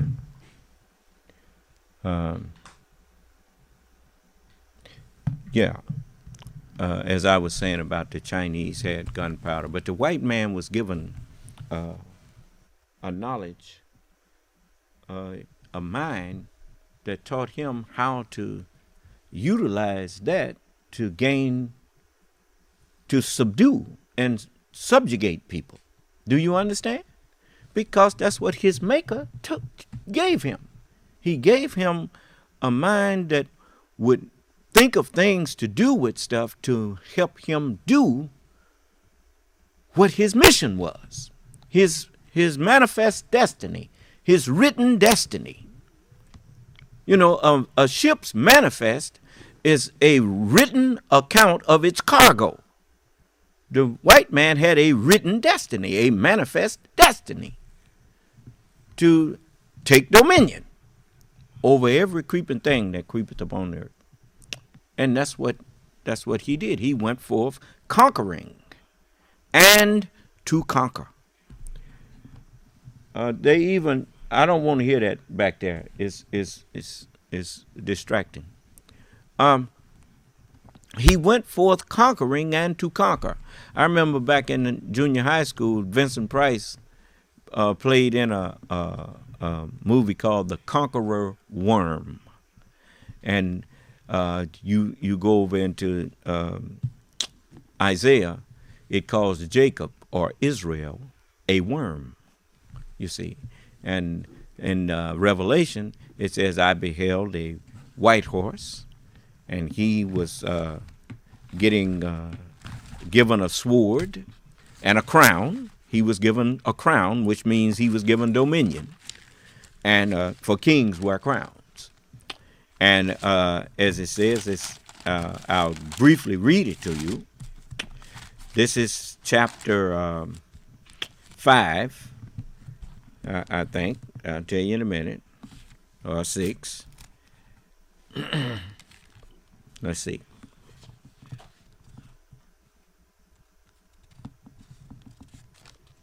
Let me find that. Y'all give me a minute here.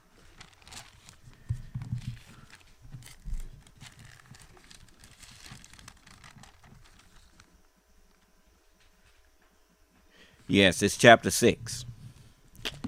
It says, "And I saw when the Lamb opened one of the seals, and I heard him explaining, as it were, the noise of thunder." He spoke the word with great force. And says, "One of the 4 beasts saying, Come and see. And I saw, and behold, a white horse, a white man. And he that sat on him had a bow, had a crescent." Remember, you go back and you find that the rulers of white people, like the Shriners and the Masons and stuff, they had crescents and a sword, with the star and crescent hanging from it, the Masonic symbol. It says, "And he went forth conquering, and for the sole purpose to conquer." Do you understand? That's something that the Honorable Elijah Muhammad taught us, that 50,000 years ago, one of the 12 rulers, his name was Mr. Shabazz, he said to the 11, he said that I can make a people that would be so strong and powerful that nothing could defeat them. Well, that's a conqueror. Do you understand? And after conquering, then he said, and from that people, he said, I could produce one so wise that he would bring it in to us ruling by 12s, and we would have only one. And that's what happened in Abraham's. Since we made a people that understood every aspect of how to kill people and made weapons that you can't even imagine, we gave them that. And then we put ourselves in a position where we would be under them. And we would have to think our way out from under them. So that's me. See, he can't come in here and argue with me. That's why he come in here and throw insults and try to get me to get into insulting matches with him and hopefully pick up guns against him. Then he can fight. But he ain't got nothing to fight me with as far as mental ability go. His mind is not strong enough to come in here and fight me. Matter of fact, nobody on this planet has a mind strong enough to fight me. If you think yours is sufficient, come on. And let's see what you got.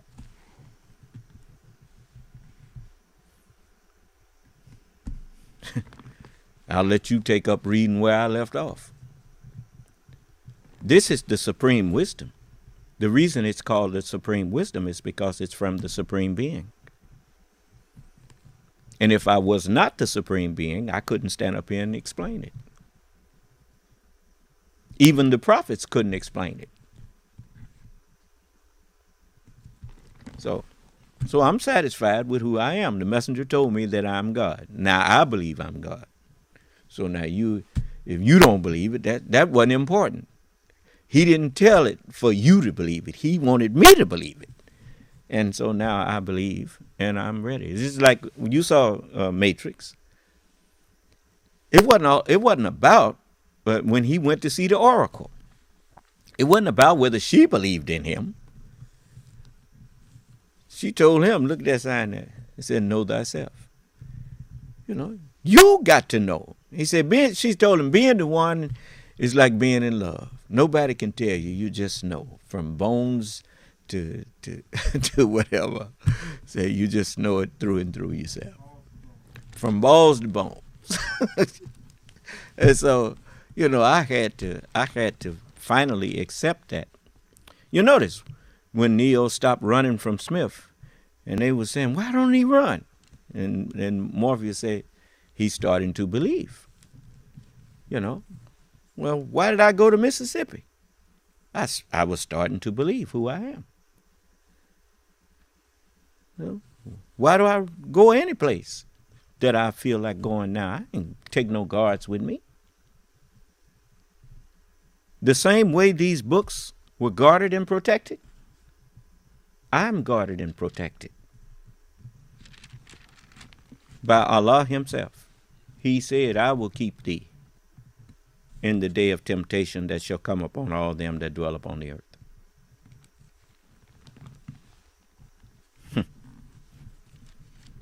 So, you know, I don't worry about what you got planned. Your plans, Allah let you make them, and then he make you use it on yourself. That's what you get for planning to use it on me.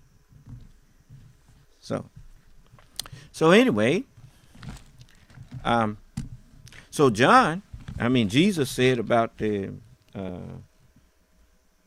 let's see here. I like to let you read these things for yourself so that you will know that I didn't make it up. I'm not making up stuff. I don't sit back and make up something to say to you. I'll show you. He says, Jesus told you that when the Spirit of truth come, he shall not speak of himself, but whatsoever he shall hear. Whatsoever, Allah said to me, "Son of man, hear what I say unto thee. Be not thou rebellious like that rebellious house that you grew up in." Says, now I can't seem to get the, there it is. Let me see.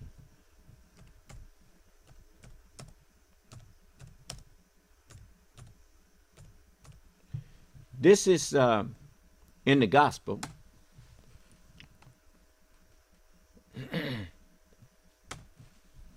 Y'all give me a minute here. This computer running kind of slow. But anyway, I was told to hear, meaning understand the words that Allah wrote and addressed them to me. See, that's how you can determine who the Son of Man is. Who understands the word? Who hath believed the report? Well, you cannot say you believe the report if you don't understand what was reported. I didn't hear you. I'm the one that believed the report because I'm the only one who could understand it. So now you have to lean on me and not your own understanding. Do you understand? That's what Solomon told you. Trust in the Lord with all your heart and lean not to your own understanding of his words. Now, in the 12th chapter of or the 11th chapter of Matthew, look at what Jesus said. In the 11th chapter and the 12th verse, remember we just read that the white man, the white horse, he that sat on the white horse, the mind that was sitting on the white man, see, that's he that sits on the white horse. The mind that's sitting on the brain of the white man. He went forth conquering. What's another word for conquer? Subdue. What did his maker tell him? Go forth and subdue the earth. Okay, he went forth conquering, and for the sole purpose to conquer. What did that teach the rest of the world? It teaches you that him going forth and was able to conquer you and convert you to his way of thinking. Shows you, that the mind you had is insufficient because it was conquered. And you replaced it and became like the conqueror.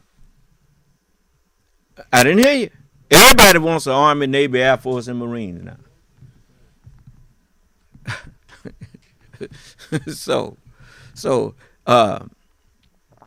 But now, with all of your conquering, you're not able to conquer yourself. You still, look at this man that was a billionaire, and they had him in a child pornography thing. He was buying all these houses just so he could take little 14-year-olds to him. He never gained control of himself. He controlled everything, other things, but he couldn't control himself. Ain't that something? Okay. Then what gives us self-control? You see, you don't learn morality in what you call engineering school. Now, notice, the school of engineering, not the school of morality. The school of nursing, not the school of morality. All of these schools, the school of medicine, the school of law. How you think Giuliani got caught up in this stuff with Trump now? He's a lawyer and was a brilliant lawyer. He had to be working in the Southern District system of New York. That's Gotham City. The Empire State Building. Why was it called the Empire State Building? This was an empire and is an empire. But not a moral one. Because the books to teach you, see, morality wouldn't let you go forth conquering. Because morality teaches you do nothing to no man that you would not have done to yourself. So, morality was closed up. God winked at ignorance, at spiritual ignorance. He closed one eye. That's what the book is. The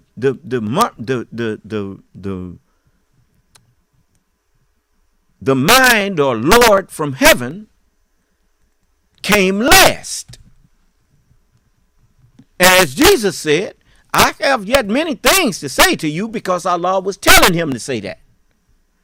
I have many things to say to you, but you can't bear it now. Why? Because 6,000 years was what was given to practice subjugation, to practice conquering, so that you will see where that leads to. It does not lead you to peace. It leads, bloodshed leads to more bloodshed. That's all. It ain't never gonna lead to you being at peace finally, because you done killed all your, no, that ain't gonna work. Even with wolves, you find that when the wolves got a leader of the pack, the lion, he's the leader in the particular area. After he done subjugated all of the rest of them and they done bowed to him, a young lion comes up one day and challenges him. And next thing you know, bloodshed. I didn't hear you. That is the way of the beast. Because the beast only understands physical force, brute strength. That's how he eats. That's how he survives. By overpowering by force. And so, without the spiritual eye, we become thinking beasts. Because that's all we know. You know, when we disagree with somebody, well, tell you what, I don't like his views, and he don't seem did you see Shooter? When the senator there's always some soul who thinks that one man can make a difference. And you can't convince him of otherwise unless you kill him. do you understand? So you got to kill him. Why? Because that's the only way a beast understands to deal with someone who disagrees with him. Kill him. Shed his blood. Waste him. They call it wasting him. Why? Because when blood is coming out of your veins, it's wasting. Because it's not designed to come out of you, it's designed to keep it inside. Do you understand? Just like you fill up a glass of water, you overfill it, you're going to waste some when you're walking with it.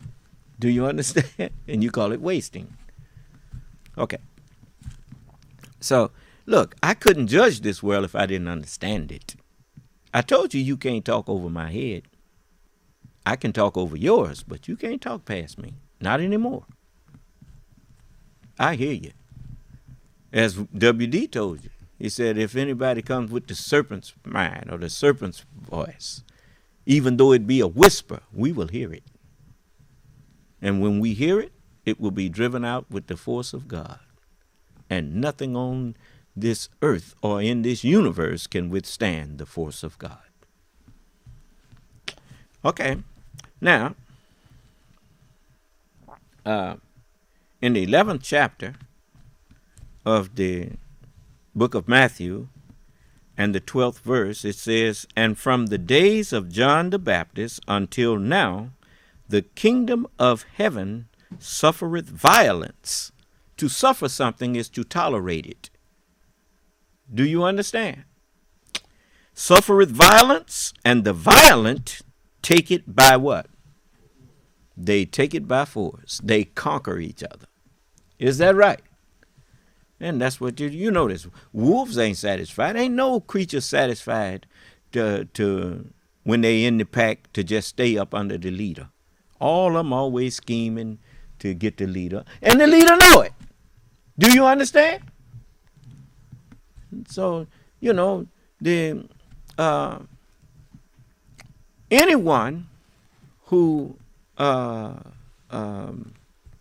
when you come into knowledge and study the nature of beasts, you notice the beast, when he roars, the rest of them, they cow to him. You notice, all of them, they scared to openly disagree with Donald Trump because they are afraid. You notice, people who try to put fear in you, you know how to determine what makes them afraid? It's what they do to try to put fear in you. They do to you what would frighten them. I'm trying to show you how to read people, you know. It's just like me. I'm scared of the word of God. So I try to frighten you with the word of God. Do you understand? But I ain't scared of your guns. I don't care about what you thought you going to do to me. I stepped out in front of a Mack truck, man, and it couldn't even kill me. Allah stopped it. So what I care about you and your little pea, your little bullet? Nothing. If you want to frighten me, you bring the word of God. Then that I trembles at that. That scares me. I'm scared to be on the wrong side of God's word. Do you understand? Because, man, once your mind is gone, game over. Allah can take your mind from you. Now, that is who I'm afraid of.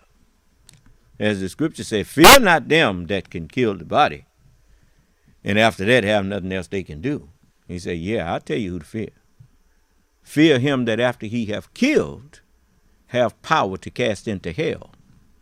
Yeah, I say, fear him. You see. No, I ain't making this up. No, I'm gonna show you. You know, as you know, when you playing cards, regardless to whether it's tonk or blackjack or poker, sooner or later, you've been hiding your hand all this time. But sooner or later, you got to show what's in it. Huh? It says,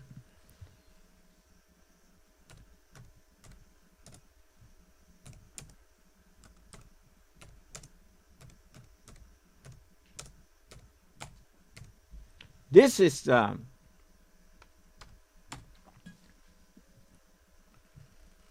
is in the Holy Bible, and the Word of God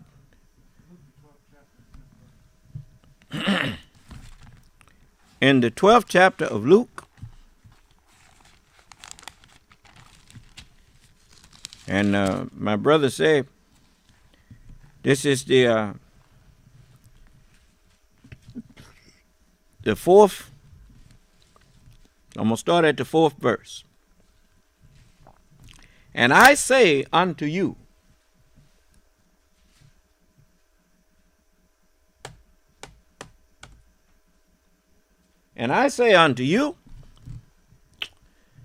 my friends, be not afraid of them that kill the body, and after that have no more that they can do. You know how people threaten you to shoot you, threaten to, murder you or whatever. Don't be scared of people. Why? Because no soul dies without Allah's permission. What did the devil say when God had him? You been over there messing with Job? Well, you got the hedges around him. You told me to leave him alone. Do you understand? I told you the devil ain't got no power but what Allah gave him. So if you kill me, it's because Allah gave you that power to do that. Jesus told Pilate that. You would have no power over me at all, except it be given to you from above. Therefore, he that delivered me unto you hath the greater sin. Huh? Yeah. The devil himself is the one with the great sin. But, as it says, but I will forewarn you whom you shall fear. Fear him which after he hath killed your mind and killed your lies that you've been telling, hath power to cast you into hell for your blasphemy against him after he do that. You looking at him.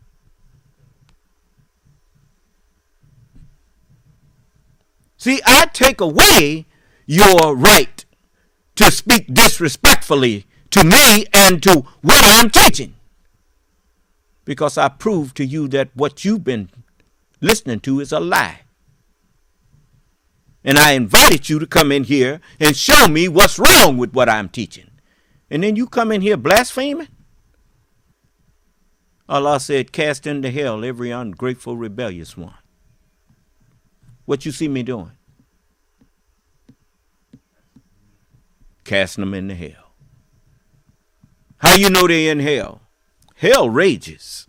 You notice they come in here, that after I done cast them in hell, if you hear them again, they raging. I done hear. Yeah. He ain't never calm. He ain't never saying, look, I got something that I can argue with you on.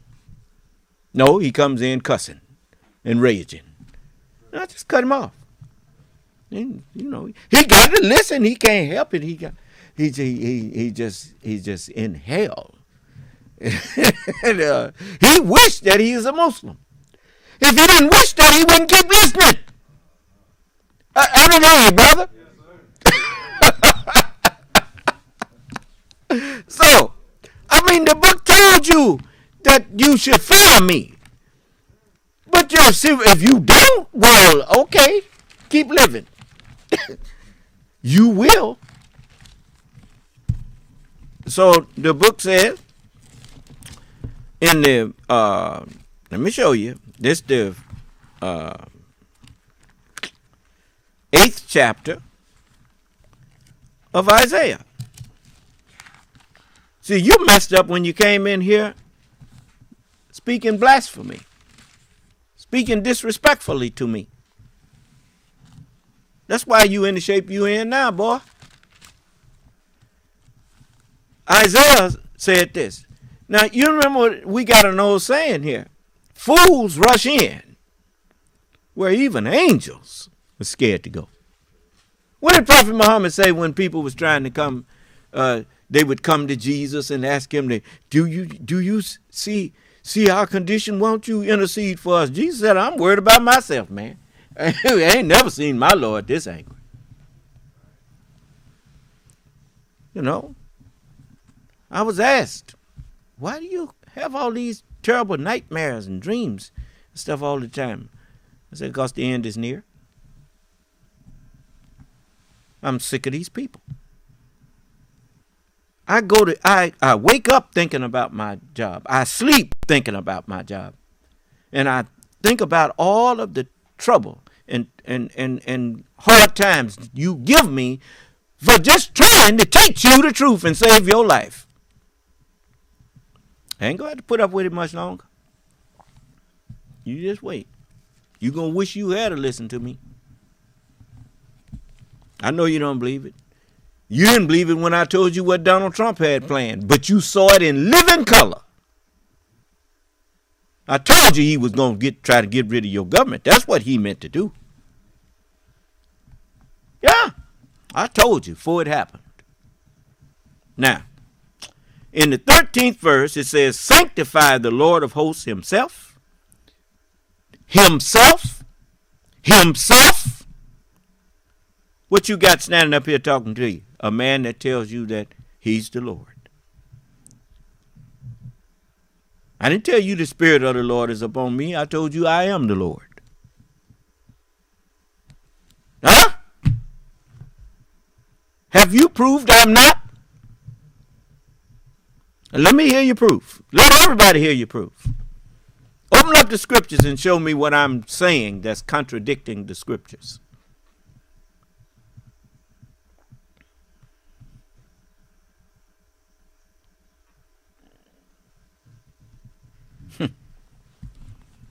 Now, have you ever known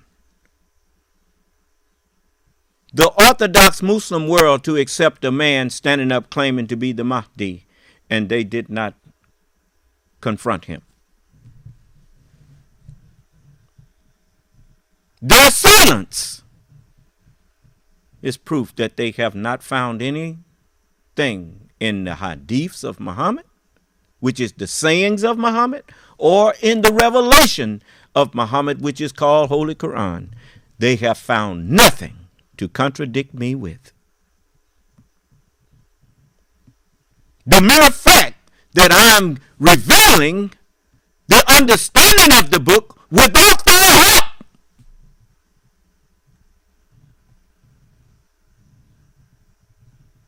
is a sign. Because the book itself says the revelation of the book. There ain't no doubt about it. No doubt in it. It's from the Lord of the worlds. Ain't no way I could understand these things if I wasn't who I'm claiming to be.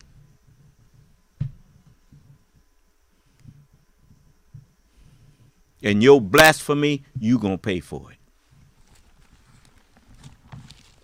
First, I had to make it clear and make sure that you understood who you was blaspheming against. That's why I offered you $50,000. I even offered you my life. Allah says in the Holy Quran, invoke death if you are truthful. I'm invoking death. Come in here and let me hear you invoke death in what you teaching. Tell me you will give your life if I can prove that what you teaching is a lie. Any of you. Any of you.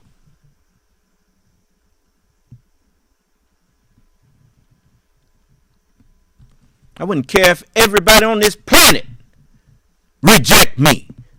But I will start over without you.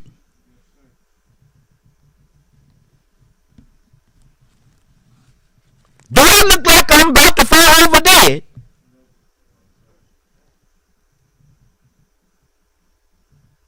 Go back and look at some of my meetings. Y'all ain't finna get out of here. That's what you get for not listening to me. I offered you help. I offered to help your country. You turned me down. You ungrateful dog. So, all right. Right on, buddy. People used to say, don't be calling me buddy. Buddy run rabbits and boo-boo in the woods. I just called you dog, didn't I? So, I mean, look, man. I done learned all your sayings. I know all your stuff. And I didn't want none of it. Everybody know me that everybody that know me know that money does not excite me. Now I know why I was never excited about money. Something in me must have told me that I owned everything anyway. So money don't excite me. My followers know that I'm just as happy to see them with something. You know, I ain't no nigga. Hate to see his brother with anything or his sister with something. I'm glad when I see you have nice things.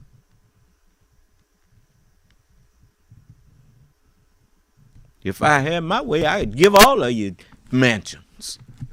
I sure would. Now, one of these days, I'm going to have my way. And then I'm going to give you everything. Sure am. All you have to do is ask. So, and like that song Michael Jackson song. Don't matter if you're black or white. That's the truth. If you my brother, and my brothers and sisters are those that do the will of Allah. So I give you everything. That's right. So you stay behind me. You'll be all right. Am I clear? All right. I was talking to the believers yesterday about why. You notice, Grover Norquist was asked a question once about when he was on 60 Minutes.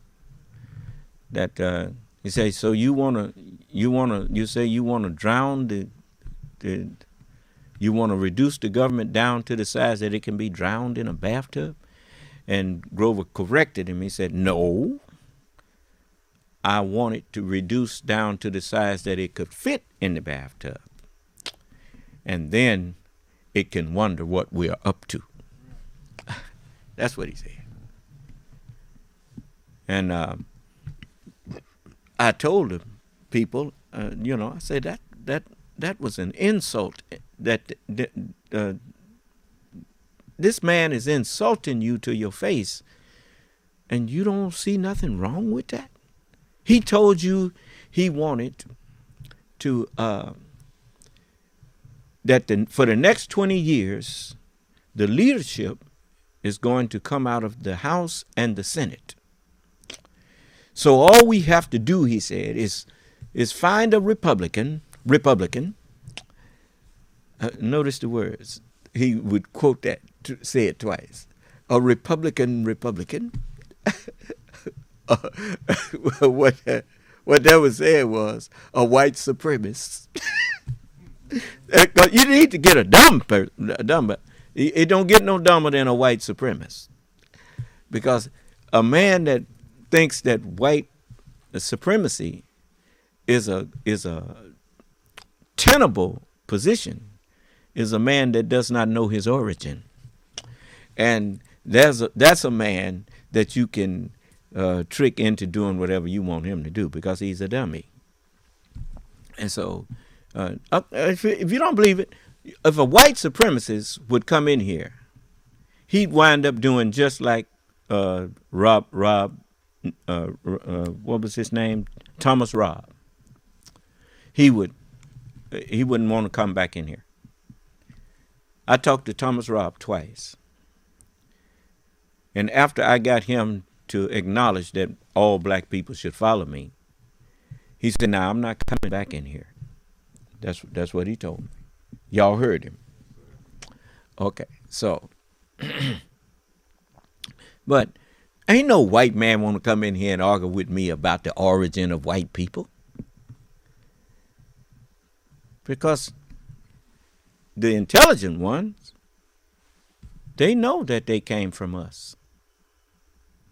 That's where they got the idea for the movie Planet of the Apes.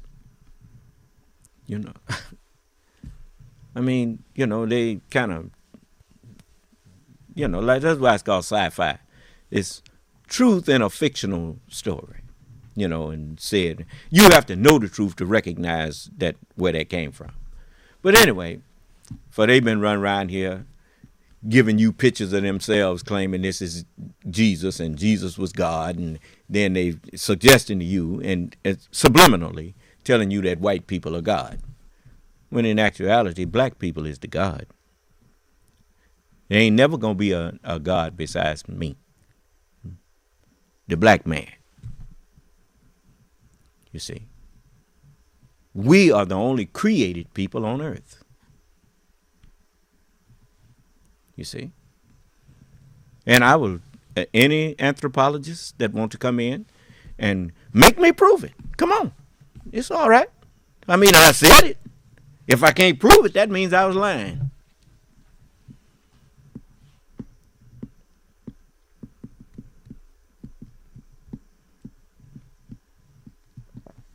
The mere fact you know how old you are tell you had a daddy. Who's your daddy? See, even the words that we say, you notice they had little comedians, black comedians. They started that. Who's your daddy? He didn't know what he was saying, but he's talking in his sleep. See, I know who I am. And that's why I'm not acting like I used to act, because I know who I am now. When a man don't know who he is, how can he care how he acts? You have to have pride in order to conduct yourself in a way that people cannot ridicule you. A man that has no pride, he'll lay down in the gutter. A woman that has no pride, she'll come out half naked. She don't care what people think about her because she has no pride. Pride goes before destruction. Pride must come before reconstruction. You know why the United States right now is suffering for leadership? Because the American people, half of them, have lost their pride.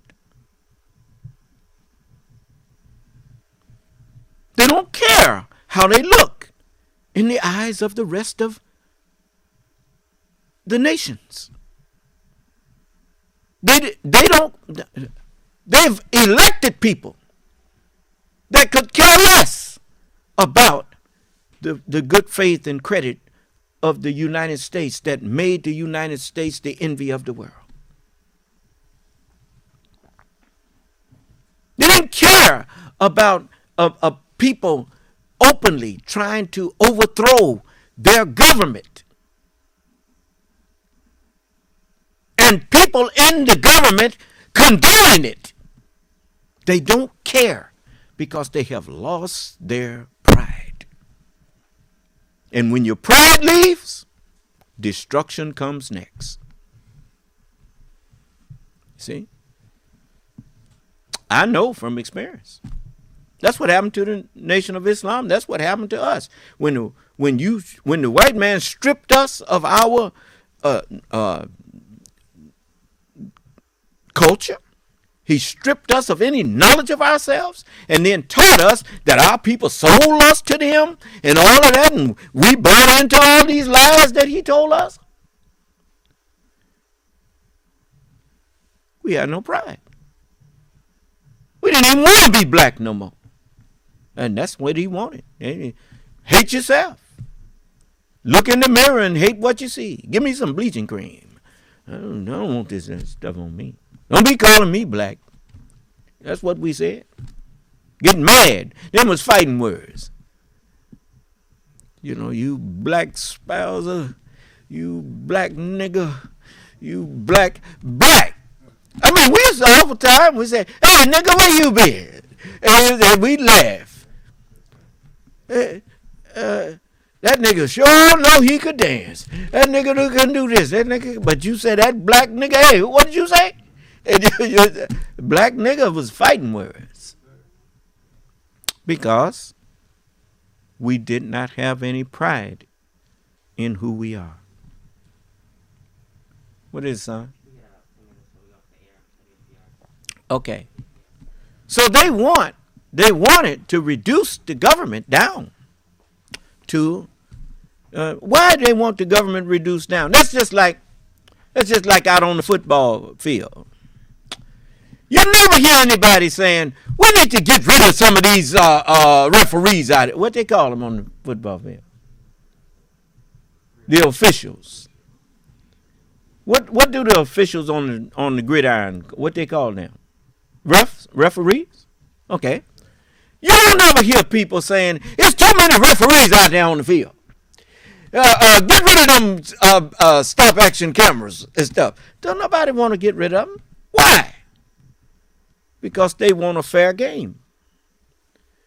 If somebody step on the line and the camera catch it or the officials catch it, everybody's happy. Is that right?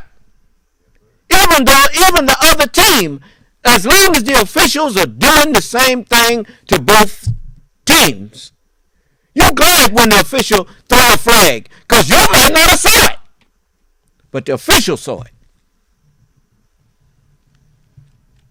That's what kept the American people healthy for a long time, the Food and Drug Administration. Really looking out for the health of the American people and not letting farmers sell inferior products. Do you understand? They want to reduce the size of the government so that they can do what? So that the people can wonder what they are doing. That's what he said. They don't want no oversight because they want to cheat you. They want to cheat you. And you stupid enough to go for it. That's what happens when you don't honor your father and your mother. You think all them safeguards that your forefathers put in the government was waste. That was a waste of money. Okay. You gonna wish you had to listen to them. You know, man, I'm so thankful for what my mother and dad and all of my elders, some of the stuff they told me, I've lived to bear witness. They was right. So President Biden is trying to restore the soul, the life of America.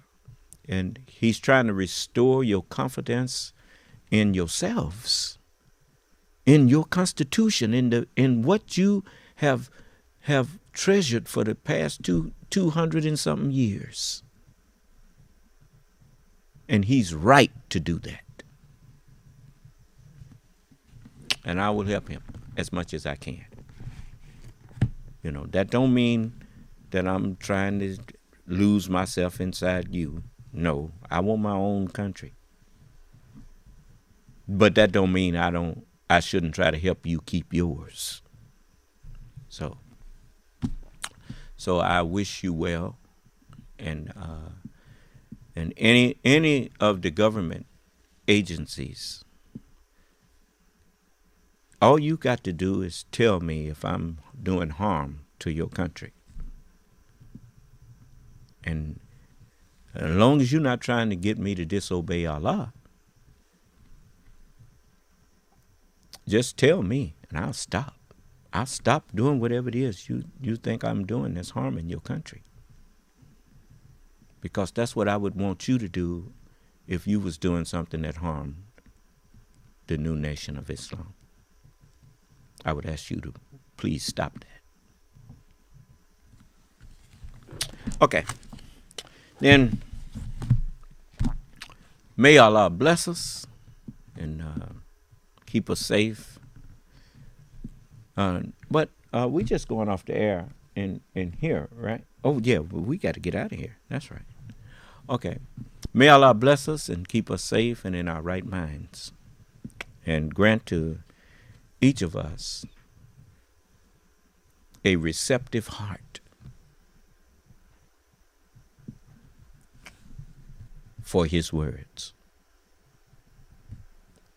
Is that it? I see 250 here. Is that? You told me I had 10 minutes. 4 or 5 more minutes. Huh? I have to get ready for the next show. Okay. All right. Then I'm going to get on out the way. So I don't want to hold up progress. So they got to get ready for the next broadcast. So let's get out the way. May Allah's salam alaikum.